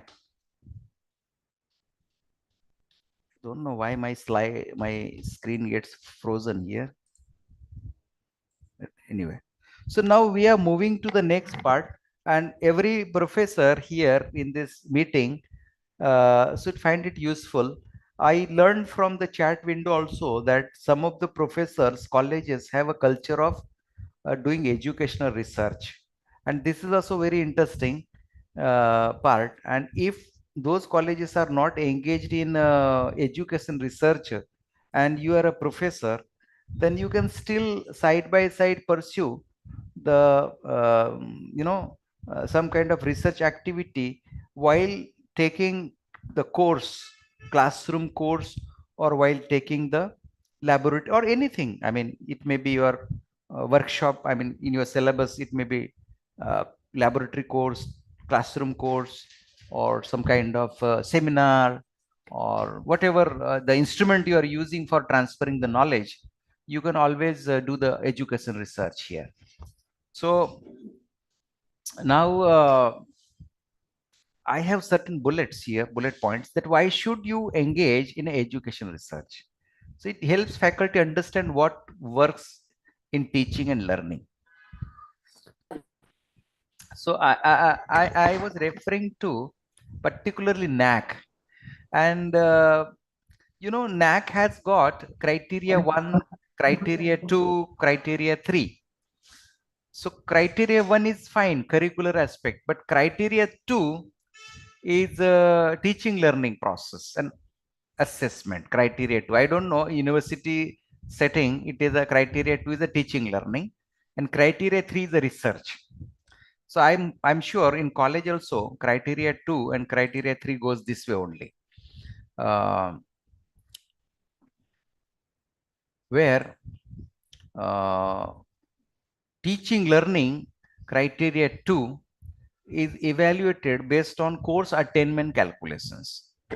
I am sure, I don't know how many of you do the course attainment calculation. Can someone type in the chat window that do you regularly do CO attainment of your course?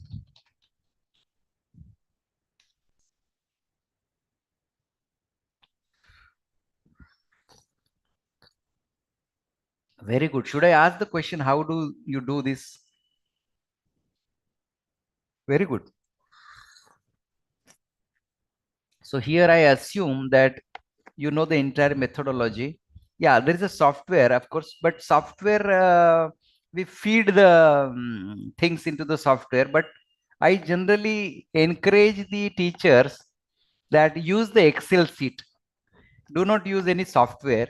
Just try with an Excel sheet. It is also interesting. And yes, someone is doing with Excel. So through Excel, we learn a lot about CO attainment philosophy and why we are doing all the. I'm very happy that CO attainment calculation is done, and then therefore you must be preparing very good lesson plan also. That what is your assignment plan, which question is mapped with which CO, and all lot of homework goes when you do CO attainment calculations, because I recently had an opportunity to mentor my faculty members for CO attainment calculations, and then many people appreciated the way the tutorial was conducted, and then it was done. I think somewhere I gave the speech also. Perfect. So now in NAC criteria 2, teaching learning is where the CO attainment is done.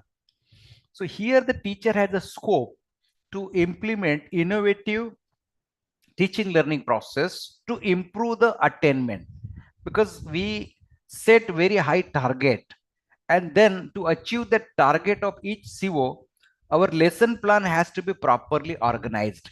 Teacher need to do a lot of homework before jumping into the classroom, that how to teach a particular point, how to ensure that the learning is taking place. It should not go one way. I mean, you teacher, once you come out of the classroom and if you notice that your students have not learned, you become very upset. You don't like that students are not learning. Every teacher want that there should be 100% classroom attendance, and every student should be very, very serious, and every student should listen to each and every word, because teacher take a lot of effort, and if some student remain absent or some students are not paying attention, that teacher become very super angry, because efforts are taken. So here, if the teacher uses some innovative methods, surely the engagement will be more and learning will be better and the attainment will be very high. So that is the, and then teacher will know that if a particular point is delivered by this methodology, then learning is better. So it helps. The education research has to be done, which gives an idea. I know you're already doing all these things. Nothing is new, but I'm just reiterating what you're doing and repeating what you're doing so that it can be done even better manner in the next time. Okay. Then research-based teaching learning lead to better students. Yes, that is what I said. Strengthen NAC. Yes, I just told you. If you are doing, believe me, असं काहीतरी झालं, suppose the NAC team is visiting to your college and they are evaluating criteria 2, and teachers come out with research papers that these are the 5 research papers, 2 research papers, 10 research papers wherein innovative scheme was applied and this is outcome, then they will not see your document, because you have presented paper in a referred journal. Remember, again, where it is published is important, and I will be giving you that idea also ki where you have to publish. You will not be publishing your findings in low profile journal. So if you have done a very good education research by using innovative teaching learning method and innovative assessment method for your students for that course, and then you have done CO attainment calculations, and then you have published a paper in a research, in educational journals, and such a 4 or 5 papers if you produce before NAC team, the NAC team must salute you. They will not see any document, because they will know that yes, there is already a teaching learning culture, strong teaching learning culture as mentioned in the NEP 2020 document, and there is a there is a learning environment in this institution, and which is constantly tracked by the professors. So then they'll give you full numbers, 4 out of 4. And of course, better learning results into better graduate outcomes. Your students will happily walk out of the classroom with a very good placement or entrepreneurial mindset. And then the NRF ranking will be very good, of course. Because I know all of you are struggling to take your institution to the next level. And all efforts you are taking will get converted into the good credentials built. Provide insight into yes. See, if you are engaged in education research, then the curriculum development process completely changes. If you are a board of studies person, chairperson or member of the board of studies, these are the people engaged in development of curriculum. And then you will realize that curriculum development process is not a straightforward. It is highly non-linear.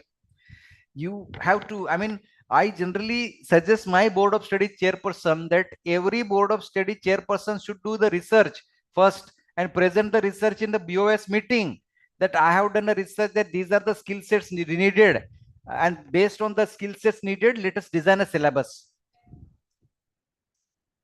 So this all thoughts and ideas come to the teacher if the teachers themselves are engaged in education research, and that is the advantage. And therefore I advocate strongly that every teacher should not just go and teach, but there should be a target that this time I am going to teach this way and one paper will come out of this. So your lesson plan is not lesson plan. Your lesson plan is a research proposal, and that research proposal you prepare 1 month before starting the semester.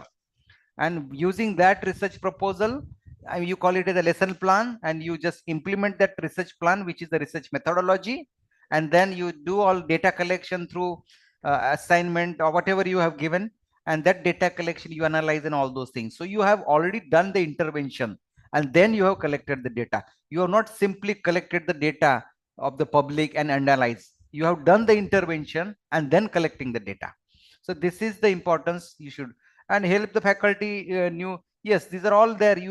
While you do all this innovation in their teaching learning process, you will have a lot of idea. You will record your videos, you will share with the students, and you will use hybrid mode, flipped classroom mode, the n number of methods available in the market, published and been documented, you can use. But you know your subject better.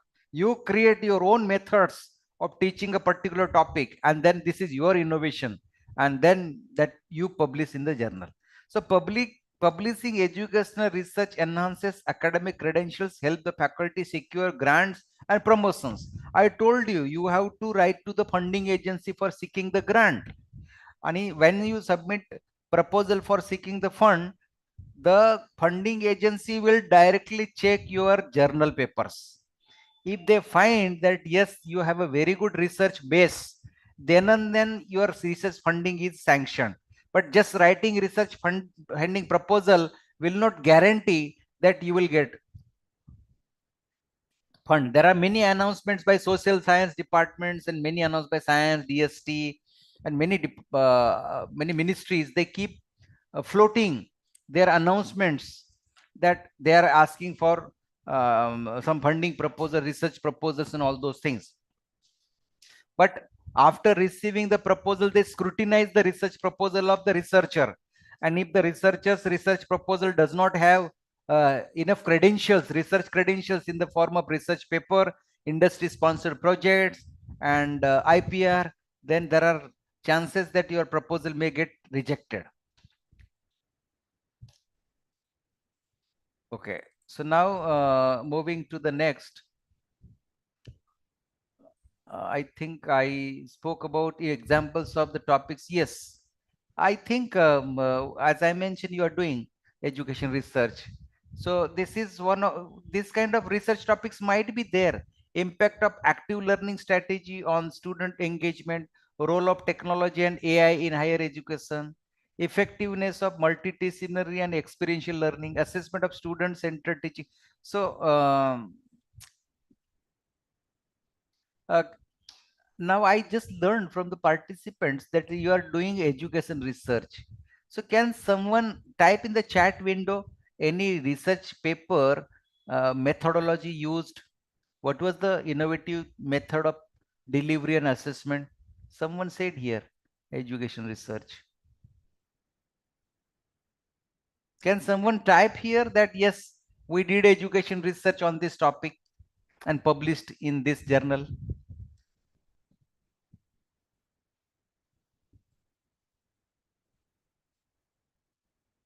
So that I will know,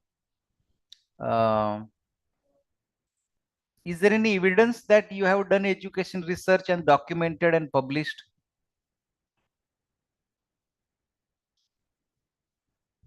I think someone said people are engaged in education research in the chat window somewhere.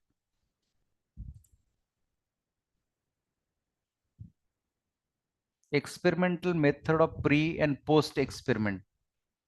I was referring to education research. So what was the methodology used here?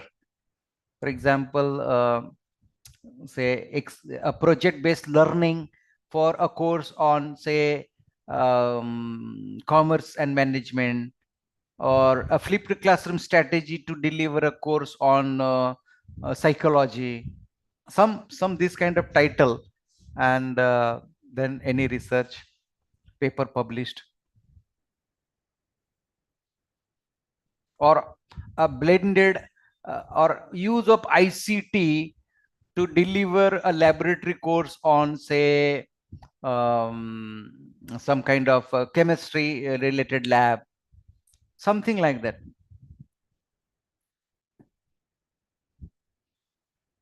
I'm referring to the innovative delivery and innovative assessment.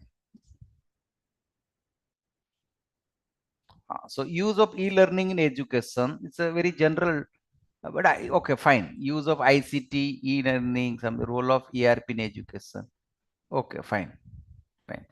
What was the publisher targeted? Can someone type the name of publisher where the paper was presented, or name of the journal?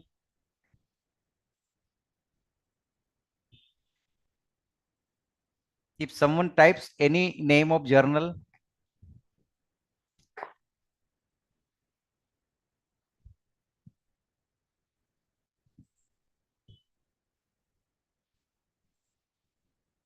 okay, fine. So I will take up. So there are, participants who are already engaged in this kind of. These are some suggestive topics I mentioned, but there are many. As in the chat window, we can learn use of ICT or use of e-learning for delivering a course, something like that. There may be even certain research you can always do. But now instead, I will take you through this slide. I think how many slides we have? Just 2-3 slides left here. And then I will demonstrate you about One Nation, One Subscription Journal, use of Google Scholar search engine, and some other important, journal related things which the teacher need to understand and should be knowing. And those I have to take you through the web browser to show you all those things. So there are a couple of slides, rather this is the last slide, and then we will have a lot of discussions, question answers, and then some of the website related things I will just demonstrate there. Okay, fine. So this is perhaps the last slide coming up before we jump into the discussion. So how faculty can conduct educational research? This is the question or title of the slide. So these are different approaches where the education research is possible. Conduct experiment and collect the data. So this is the title here. Implement new teaching learning method, analyze student performance and feedback. Example, comparing student result before and after introducing problem-based learning. So PBL is very popular. So for example, you have implemented PBL for your course, but before PBL, you conducted some test. Just there was a pre-test and post-test type of scenario. And then you compare result of pre-test and post-test. This may be one scenario, or you may compare your current result with the result of previous batch. For example, you are teaching a course on, say, Java programming or Python programming, and this time you taught the Python programming using PBL, and you got wonderful result. But you got absolutely wonderful. Relatively, you have to compare it with last batch either. Or if you have a two classrooms, suppose two divisions, one division studied through PBL and other division studied through classical traditional method of PowerPoint presentation. So you can compare division A and division B, and then you can prove that yes, in your program or in your course, project based learning works very well. So this is a one approach where you are doing experiment in the classroom and then you are publishing in the Journal of Education. Analyze and interpret the result. See, this is one of the example I have shown here. And then you have to analyze the result quantitatively and qualitatively. Remember, these are all suggestions. Like you may use a statistical tools for quantitative and thematic analysis for qualitative. So these analysis to be included in the result section to justify that your approach has worked well, and publish in education journal. And this I think I have told you this. I'll just talk to you about Scopus index and all those things. So takeaways: the faculty should treat their classroom as a research labs, analyze student learning, testing innovative teaching methods, and sharing the findings through research publications. So the slide clearly gives idea to the teacher that you are not just going to teach in every semester, but you will be doing experiment, and the results of the experiment should be time to time published. In a year, you teach at least two courses, one in a first semester, one in second semester. So for sure, you must have two papers published, because you are not doing anything new. You are teaching. Someone said that we do not have time because of the workload. So you use this workload as an opportunity to do education research and publish it. Of course, in this case, you can do some more smart work, giving assignments to the students in your area of expertise, because you are teaching some course, and based on that course you give some assignments, and then you collate those assignments and you prepare your own research paper.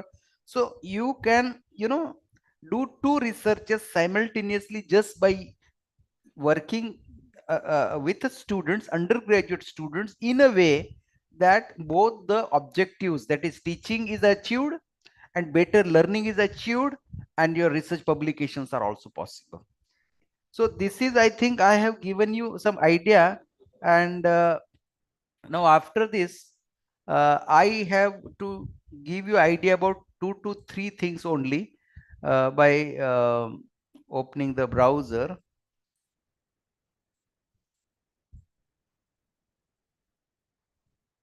Where is my browser? So here, for example, you just type your scholar. I just mentioned somewhere use of Google Scholar. I know 90% of this crowd is aware of all these things, but now those who are beginners, they need to understand how to use the advanced research, Google Scholar search engine with advanced search feature, because you have to educate to your undergraduates and postgraduate. Even though some of the PhD people might not be aware of use of such a tools to do the literature review or to identify. Now here, for example, there are certain research ideas in your mind, and you want that a typical research paper you would like to locate, or not a papers in a typical area you would like to locate. For example, you are in the field of say I can take maybe anything from science, for example. So in science, maybe a coronavirus was the recent episode, and that you can I think consider here. Now see, I have just typed the word corona, and then I did not touch to any of the other field here. But if you can see, just confirm the participants that this window is visible. I have many fields available in the Google Scholar search engine where the word corona is written here, and this field is highlighted.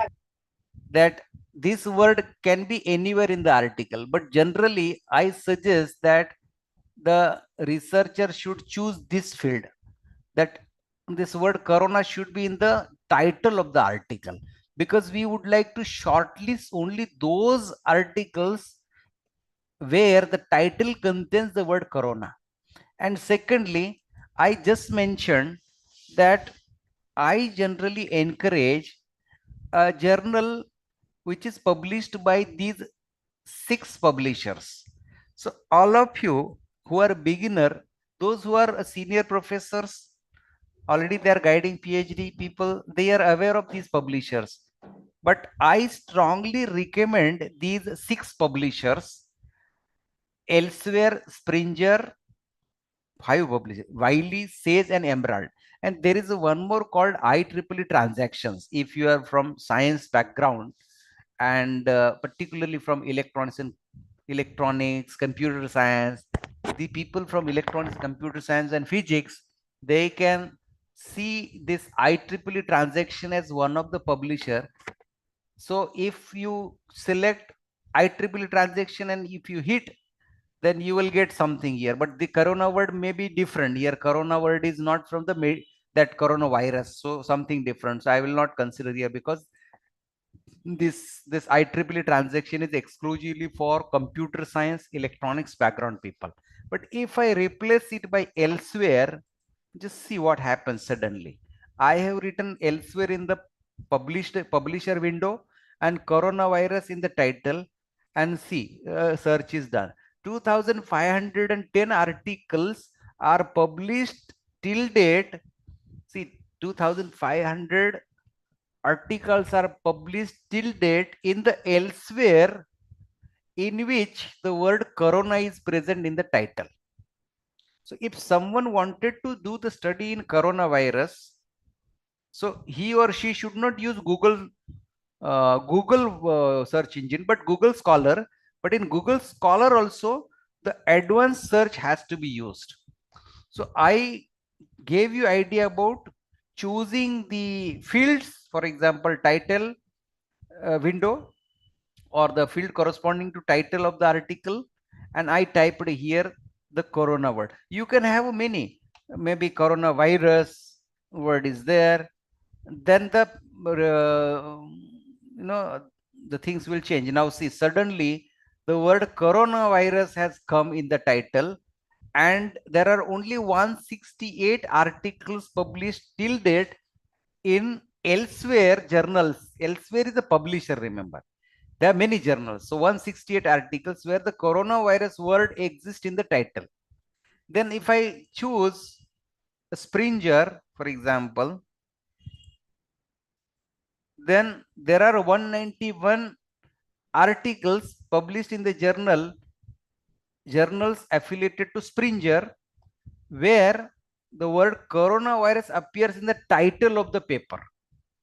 So that way, if someone wanted to do literature review, they can quickly identify how, and then another filter can be put up. For example, I just want the literature since 2021. So you can just put additional filters according to your requirement, go on adding those filters, and then you can have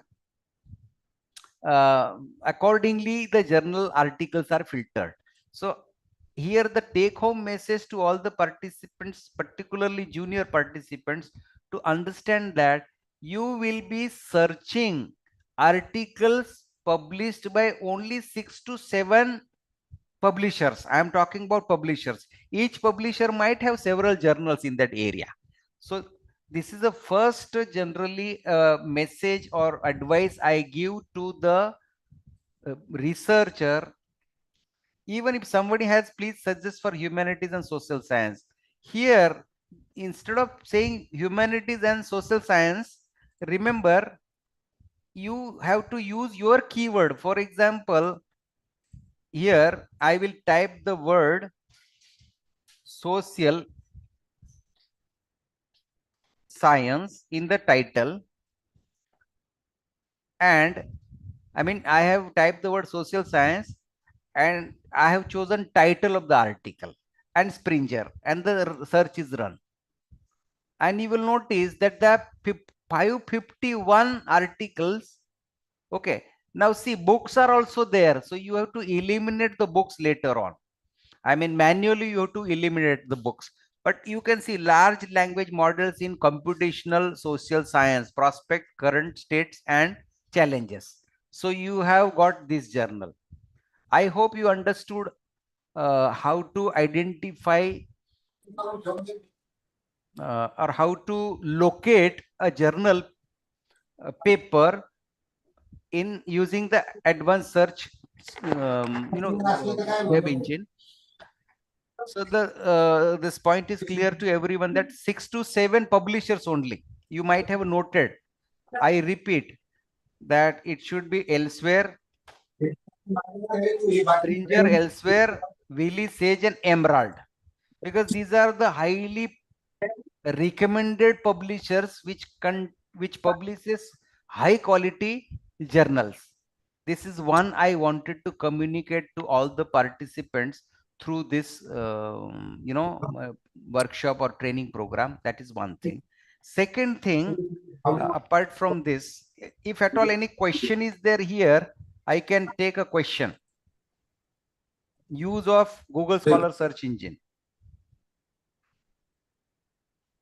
Otherwise, we can go to the next. Which journal you should read and where you should publish. So yes, I just mentioned that One Nation, One Subscription. One Nation, One Subscription is a website. ONOS. You just hit here and go to publisher. I think someone is disturbing.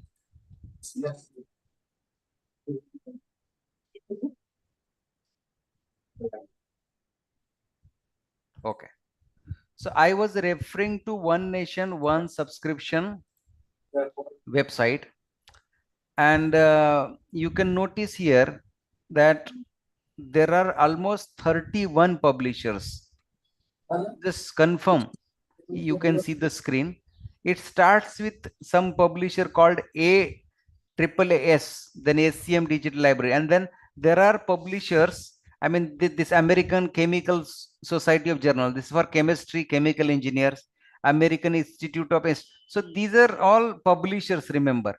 But I told you the 6 to 7, they are available here. See, we will start with Elsewhere is here.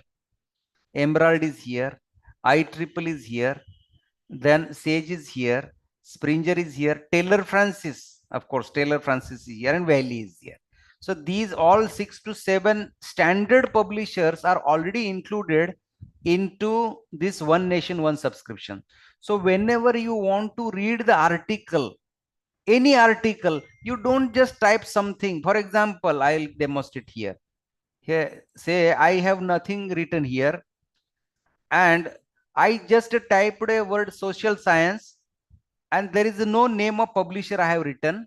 So what happens? See, you have a 12,500 articles currently in which the word social science exists in the title. Now elsewhere is fine here, but you will find some such a low quality articles or journals which I discourage highly. This is also fine. Taylor Francis. Okay, but on the same page also, I will open this something. I highly discourage to read this because I think it is from science. I have to check this journal Science. Just the name of the journal is Science, perhaps. But whether the science belongs to, here I can see, I'll just, yes, this is good. This is good. Where is that? Yes, this is good. So I just demonstrated you that this journal is fine. Now I'll show. For example, I hit here.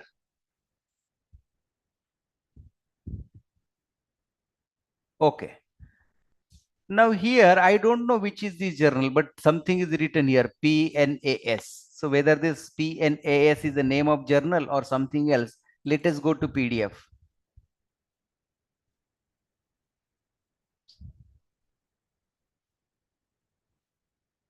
Okay. So this is PNAS. I don't know what is this PNSS, but if this journal does not exist, if this particular journal does not exist in this list, then I highly discourage to not to read. Don't read it. Neither you include it in your literature review, nor you should use, or your PhD student should use for any purpose, because that may not contain a genuine information, and that may be of no use.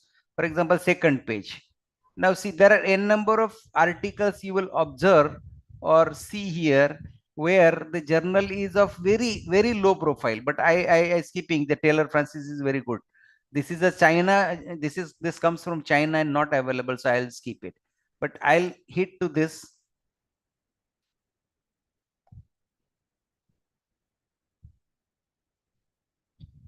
No, this is some Bristol University place. So we have to check. This is one more approach I will suggest you. This is Global Social Challenge Journal. Okay, whether this journal to be read or not, or this paper from this journal to be read or not, can also be ascertained by checking some of the websites. For example, you can check from the Scopus also. There's a Scopus database. You can hit here and go to the Scopus Index Journal database. So use this website and type here and check. Okay, so this particular is a Scopus journal. To some little extent, it is fine. It is from Scopus. There is one more called SCI journal. Check whether it is listed in SCI or not.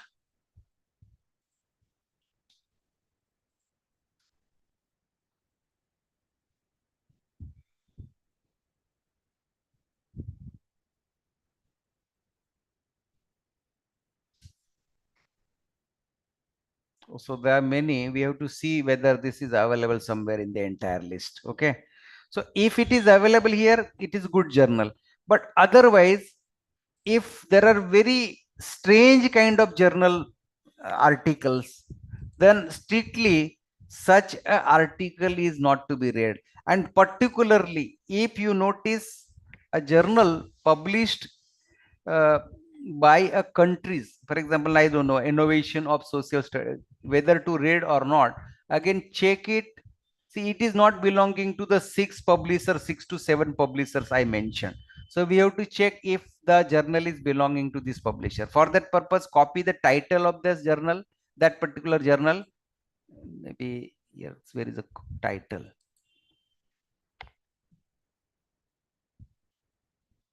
This title, you just check it and put here in the SCI database and check if this journal is found there. Then it is fine. Other easiest way is to use SciMago. This is another website.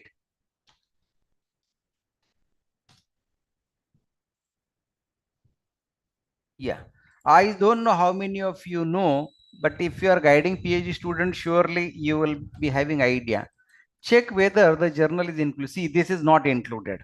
So if such a journals, they are not included in this SciMago journal and this country ranks, then discourage. This is a very good website where the quality of journal can be ascertained. So since this journal is not listed here, I highly discourage to read this article, whatever the article we are talking about. Maybe this one you can just check it if it is there. Check if this is available. This is American. The word American is there. So very much likely that this is a standard, because American societies are all standard. So in a broad sense, I think, please, for commerce. Okay. You see, it may be from arts, commerce, anything. Only one problem is there, I'll tell you. If you are studying Marathi language, that is also except English. There are 4 languages generally offered in Maharashtra. For example, Marathi, Hindi, English and Gujarati. Sorry, leave that English, Gujarati and Sanskrit. There 4 to 5 languages are there. So if someone is from, I generally get a question, sir, we are doing PhD in Marathi. Sir, we are doing PhD in Hindi. We are doing PhD in Gujarati. And we are doing PhD in Sanskrit. Where should we publish? And my answer is again same, that you publish in any journal listed in the One Nation, One Subscription database of Government of India. Then the question comes, sir, all these are English. I mean, they publish the paper written in English. So my answer here is, if you are doing PhD in Marathi, then do your research in Marathi. Think in Marathi. But entire research what you have done has to be translated into English. And there are many journals with a title, say language. For example, in this window, if I just type language, LANGUAGE.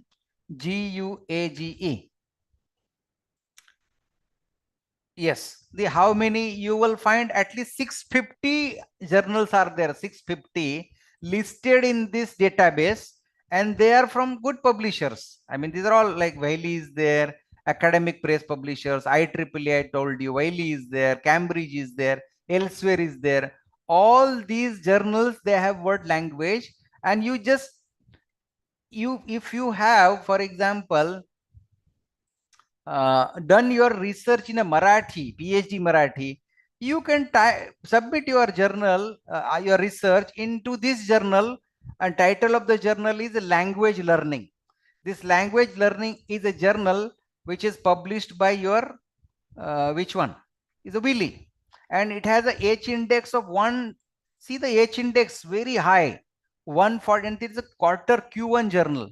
Such a standard journal, you can always pass on your research done in a Marathi, Hindi, Gujarati into this particular journal. But remember, your entire research you have to write in that English language, because they accept English. So you think in your own research area, but translate your research here, and then your research should be convincing. It should not happen that your research quality is so poor, your research quality or research work is so poor that it doesn't qualify to this journal, then no one will accept. But if your research question is very appealing, you have a very unique research question, and you have got very super answer to the research question, you can publish in any journal at international level, even if you are doing research in humanities, commerce, science, or whatever may be. All these journals listed here, they publish high quality content. Someone said geography. Yes, you have some geography work. For example, you did some research in the geography, okay? And I suggest you that there are certain journal suggesters. I'll type here journal suggester Springer. Okay, I just did this journal suggester Springer. Now I'll click to this journal suggester Springer. Sorry, maybe here journal finder. Yeah. Now you have done research in arts, geography, commerce, science, medicine, pharmacy, anywhere. You have done your research. Now all that what you need to do, your abstract you have to paste here. For example, I'll demonstrate here. Let me go to some, yes. Now see, as if you are a student of social science and you have done the research. This is your research article, let us assume. And you have prepared your, what I can say, abstract. Okay, this is your abstract. Now what I am doing, this is your abstract, I'm assuming. I will simply copy it. I'm assuming this is your paper. Okay, and I'm just pasting here and find the journal in the Springer database. Now see, these many journals, based on your abstract, these many journals are suggested. I hope you are convinced now here. These are from Springer. What I will do, you would like to publish in a elsewhere. You will say here journal suggester elsewhere. So journal finder elsewhere. I paste the same here. And I find the journal. Now see. This is your abstract. You did a research and now you submitted your abstract here in the journal finder of elsewhere. And how many journals are suggested? See, at least 40-50 for this Springer. 40-50 journals are there. Similarly, you want journal in Taylor Francis, journal Taylor Francis.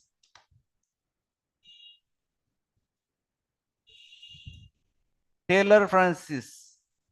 You do the same thing again, paste here, do the research, hit that window, reveal suggested journals. It will do some, and now AI is available with all this. What they do, they simply, now see how many journals are there.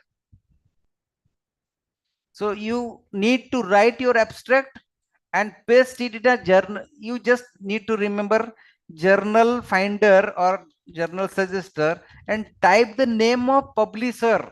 I have suggested you 6 to 7 publishers or any publisher listed here in the One Nation. There are 31 publishers, but I will not ask you that you should target all 31. Only 6 to 8 handful. It starts with Valley, Taylor Francis, Springer, Sage, and elsewhere, and so on, and then you are done. But the take home message here is that your research topic, I mean to say your PhD students, because there are many PhD professors already guiding your PhD student research topic, and of course with due respect you are ensuring all those things. I'm not saying that the things are not in order, and I already mentioned upfront that if someone is a very senior and then having all knowledge, pardon me, this is not probably this is a very beginner. I mean, my talk is only for the beginner and it has no any new element or nothing new for the senior professors. Already they are guiding and they are producing high quality research or research products in the form of IPR. So my topic is not for the senior professors, but if someone is a beginner level, at a beginner level, then this information should be important. So I think I told you here about the finding journals.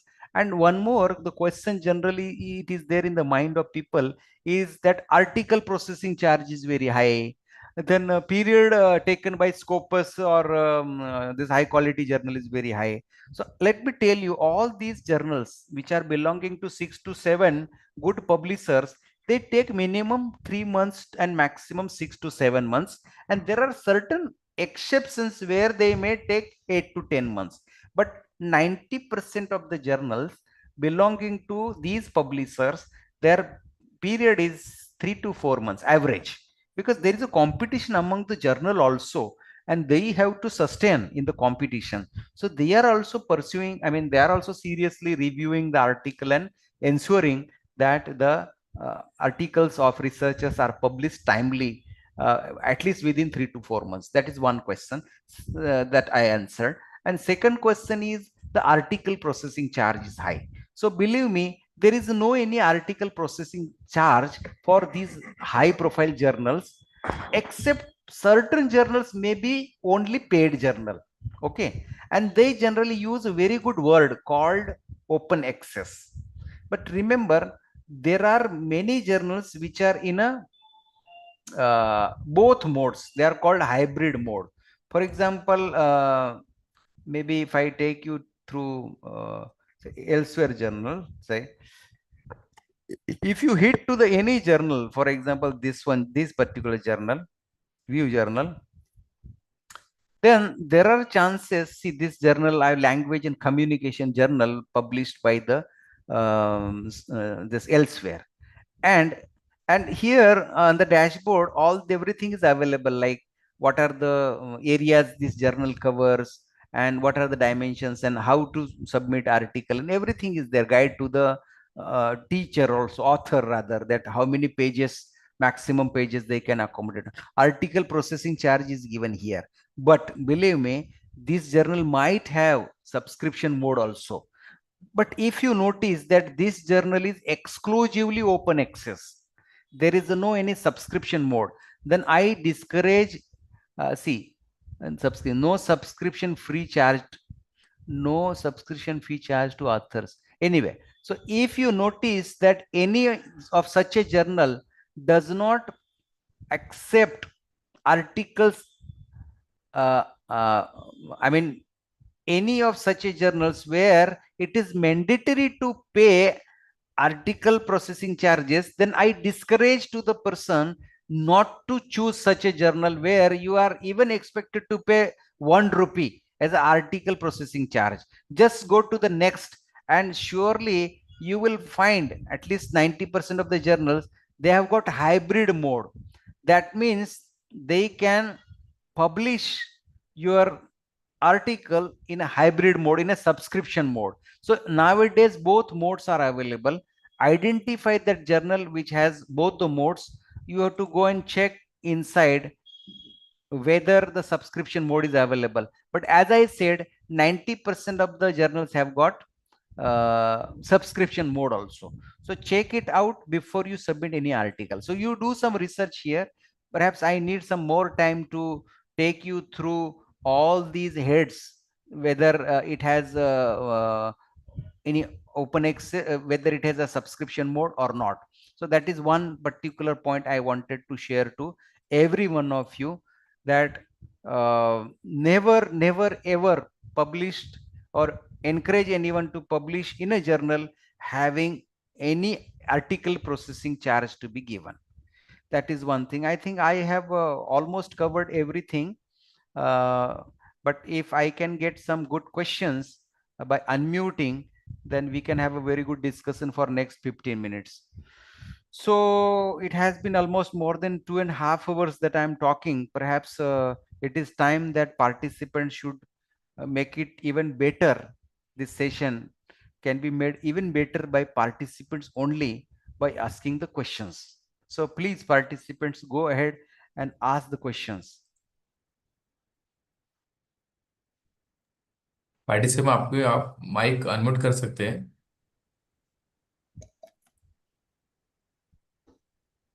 Unmute करके आप question पूछ सकते हैं. कुछ भी पूछो. There is no any, you can ask in Marathi, Hindi, English, any language. Language is not a bar. Only you should learn something, because you are sitting there for last 3 hours. And if you don't take away anything, then it is of no use that you wasted, I mean, you just wasted the time. Sir I am roll number 55 फोडदरी शिकेश. Yes, yes. माझा एक प्रश्न असा आहे की या जर्नलला जर अप्लाय केलं तर खूप दिवस लावतात ते रिव्हिजनला, म्हणजे 6-6 महिने 1-1 वर्ष जातात. माझा पर्सनली अनुभव आहे हा. तर मग याच्यावर काय मार्ग नाही का सर दुसरा? नाही, आता तुम्ही जे प्रश्न विचारला ना, ज्यामध्ये खूप वेळ घेतात, तर त्यात काय असतं जनरली, की तुम्ही एखादा संशोधन केलेलं आहे आणि तुम्हाला असं वाटलं की तुम्हाला मी 6 ते 7 पब्लिशर सांगितले. पहिली गोष्ट म्हणजे हे 7 पब्लिशर मध्ये तुम्ही प्रत्येक पब्लिशर मध्ये डोकावून पाहिलं, याच पब्लिशर मध्ये राहायचं, तर तुमच्या विषय, तुम्ही जो विषय निवडलेला आहे संशोधनाचा, त्या विषयाला अनुसरून किमान एक 4 ते 5 चांगले जर्नल तुम्हाला प्रत्येकी सापडते. म्हणजे साधारणपणे मी जर 7 पब्लिशर्स म्हटलो, 6 पब्लिशर्स सॉरी, तर या 6 पब्लिशर्स गुणिले 5 म्हणजे जवळजवळ 30 जर्नल झाले.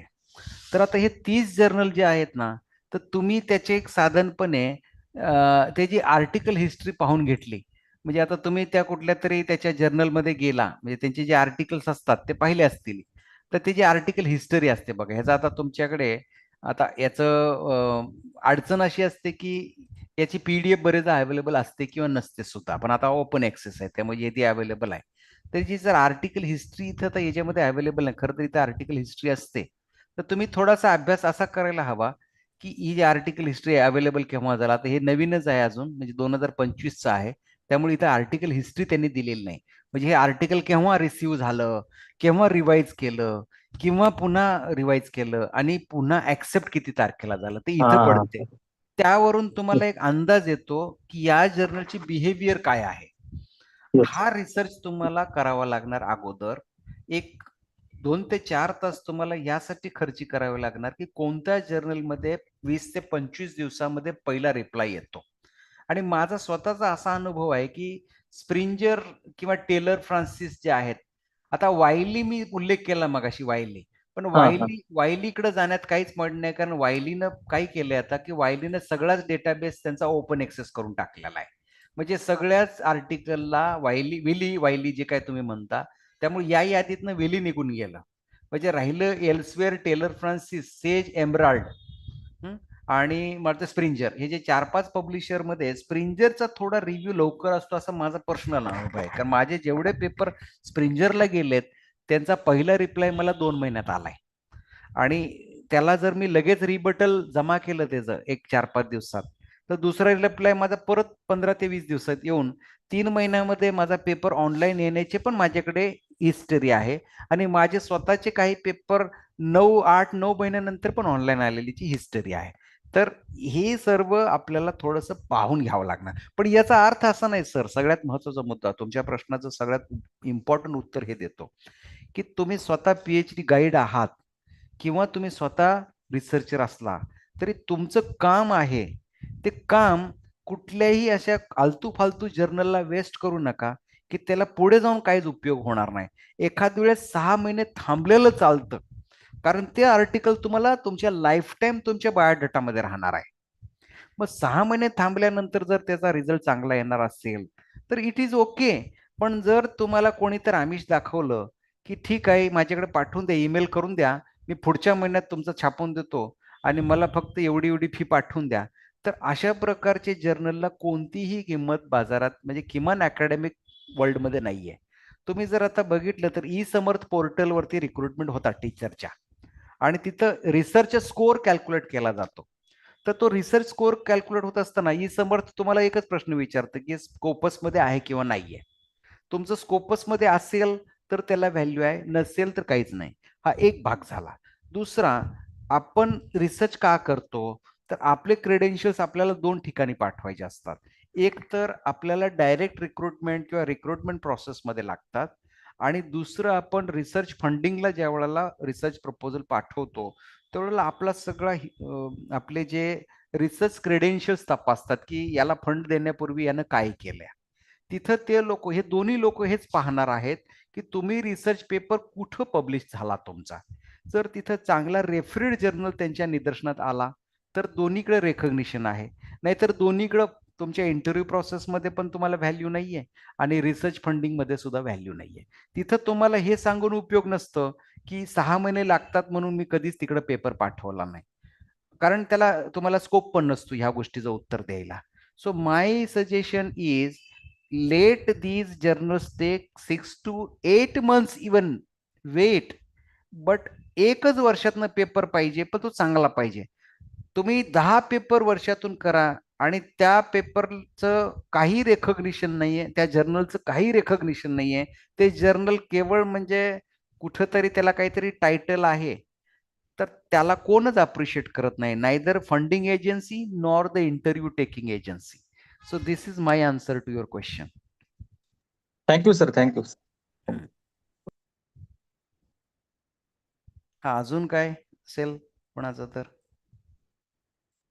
Hello, sir. हा, बोला. Sir, first of all, thank you very much, sir.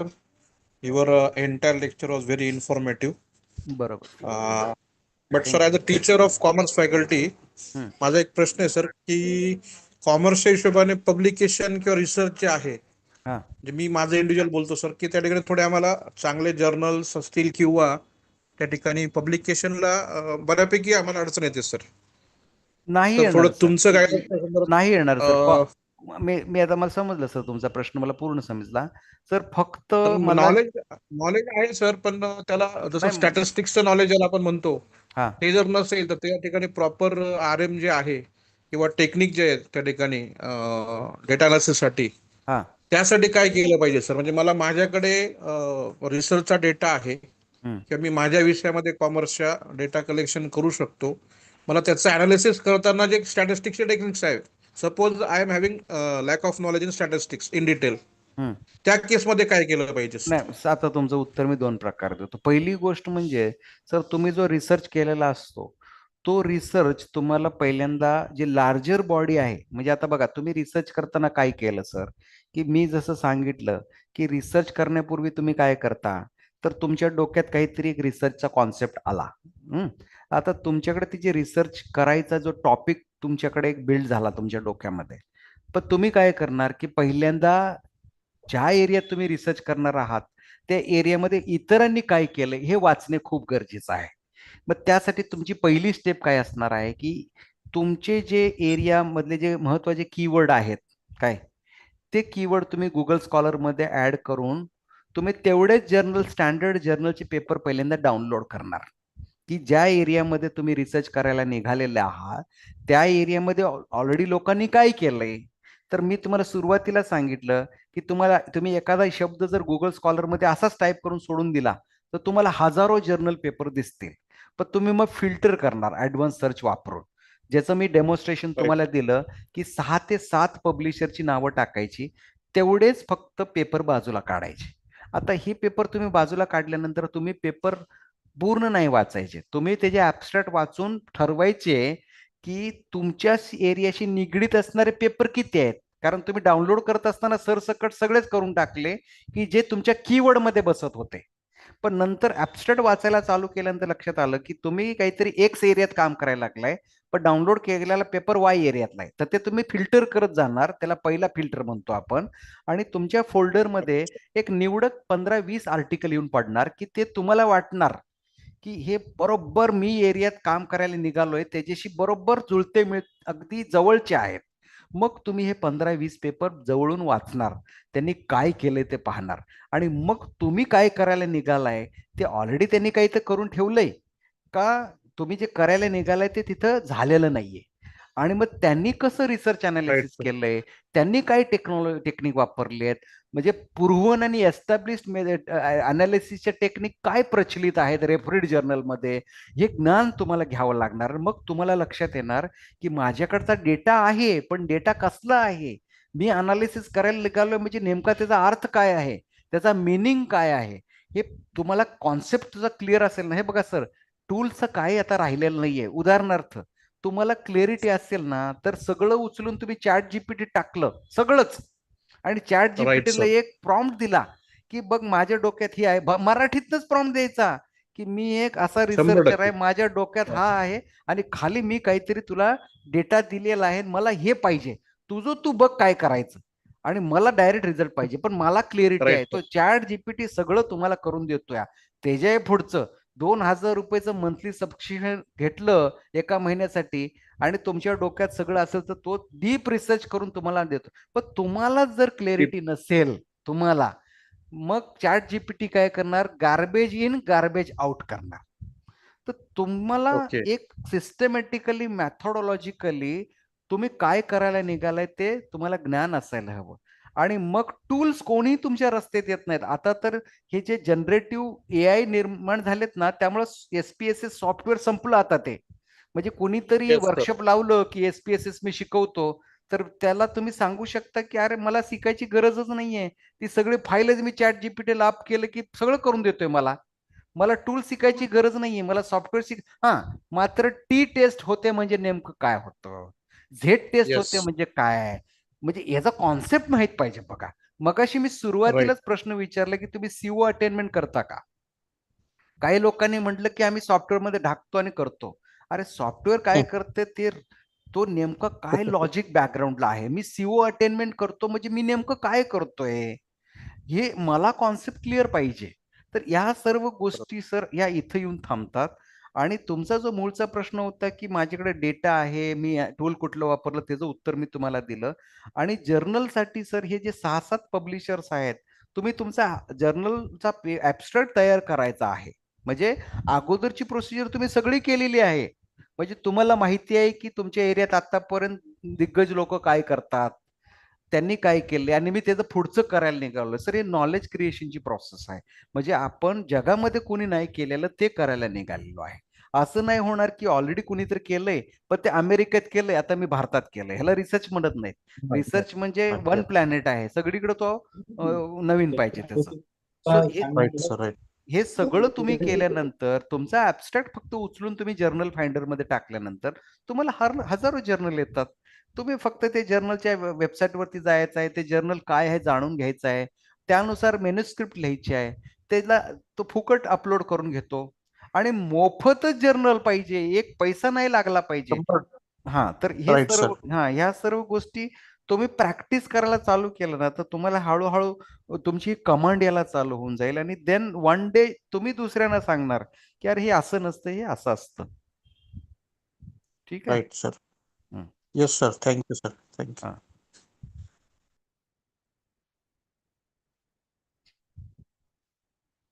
अजून काय कोणाचे असतील तर प्रश्न ठीक आहे, घेऊ शकतो आपण. 70 पार्टिसिपंट्स आहेत ऑनलाईन. प्रत्येकाला काही अडचण असेल तर परत आपल्याला एकदा क्लोज झालं तर मग करता येणार नाही त्याच्यावरती चर्चा. So the idea is that जे छोटे छोटे अकॅडमिक रिसर्च ते सतत होत राहिले पाहिजेत एव्हरी टीचर. आणि आता slowly we are moving to IPR startup. तर त्याची पुढची स्टेप आहे रिसर्चरची कॉलेजची टीचरची. ती नेक्स्ट लेवलला आहे की अंडर ग्रॅज्युएट विद्यार्थ्यांच्या मदतीनं IPR कसे तयार करता येतील, कॉपीराईट कसे तयार करता येईल, स्टार्टअप कसे करता येईल, कॉलेजमध्ये डिपार्टमेंटला इन्क्युबेशन सेंटर्स कसे करता येतील, नेटवर्किंग कसं करता येईल, ही नेक्स्ट स्टेप आहे. तर ही पुढची स्टेप पण होण्यासाठी अगोदरची रिसर्चची स्टेप चांगल्या प्रकारे झाली पाहिजे. तर मला वाटते की सर कोणाला काही जर शंका नसेल तर आपण मग हा बोला. This is not regarding publication. I just wanted to know whether there are any publishers which can publish book for science, especially good publisher.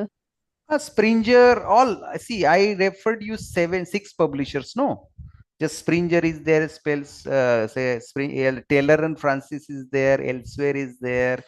All these Sage and Embra, all they have both departments. They invite books, book chapters, and they invite research articles. So you have to just go to the website, select the segment in which you would like to contribute, maybe book or maybe. See, even if you write a book, your book will be under review. For example, you chose Springer and you sent your chapter, for example, book chapter to the Springer. Your book chapter will be under review. And they should find that, yes, your book contains some material which there is a reader community available, then they will accept it. But if your book chapter doesn't have any research community, if they believe, then they may not accept it. So I would again suggest you to limit your book related publications within only this handful number of publishers and not any local publisher. We see many professors have a books published, entire book published in some local publishers. I discourage. If you would like to publish a book, again go to the referred publishers like Springer, Taylor Francis, Pearson, Prentice Hall of India. These are all international publishers. They publish a recognized content. Because see, when you write a book, again you have done research, therefore the book has come. Because you dismantled the content, the knowledge, you recreated the knowledge. You have not copied and pasted somebody's book in order to create your own book. When you write a book, a concept was already available in many books, and that concept you presented in a different way so that reader will find it even better to learn. And that is your new knowledge you have created, and that is a book or book chapter. I think I answered your question. Yes, sir. Thank you, sir.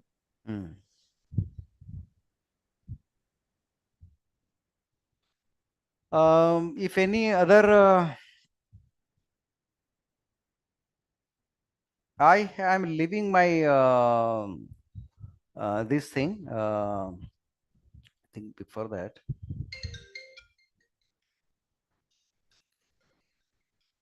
whether I have.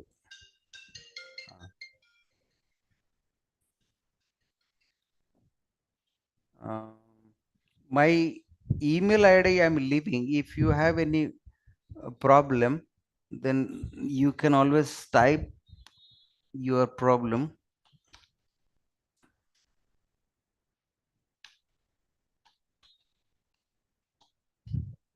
So this email I have pasted in the chat window. It's a very simple Gmail. You can always drop an email if you have any question, and I shall be happy to answer your question. So I think thank you very much for all the participants. There are more than 60 participants, and they were there with me, and hope you will do wonders. You will do a lot of research. You will publish. You will improve your scholar profile, your credentials, and then you will help your institution for NAC accreditation, NIRF, and you will help your students for startups, jobs, and all those things, because the very objective is that every individual should get benefited. Thank you, sir. Thank you so much, sir. Thank you very much, Thank you sir. so much, sir. Thank you, sir. It was very wonderful Thank you, session sir. you have conducted. Thank Thank you, you. sir. Yes, Thank thank you. you, sir. Thank you, Thank you sir. so much, sir. Thank you Thank so you so much. much, sir. Very informative session.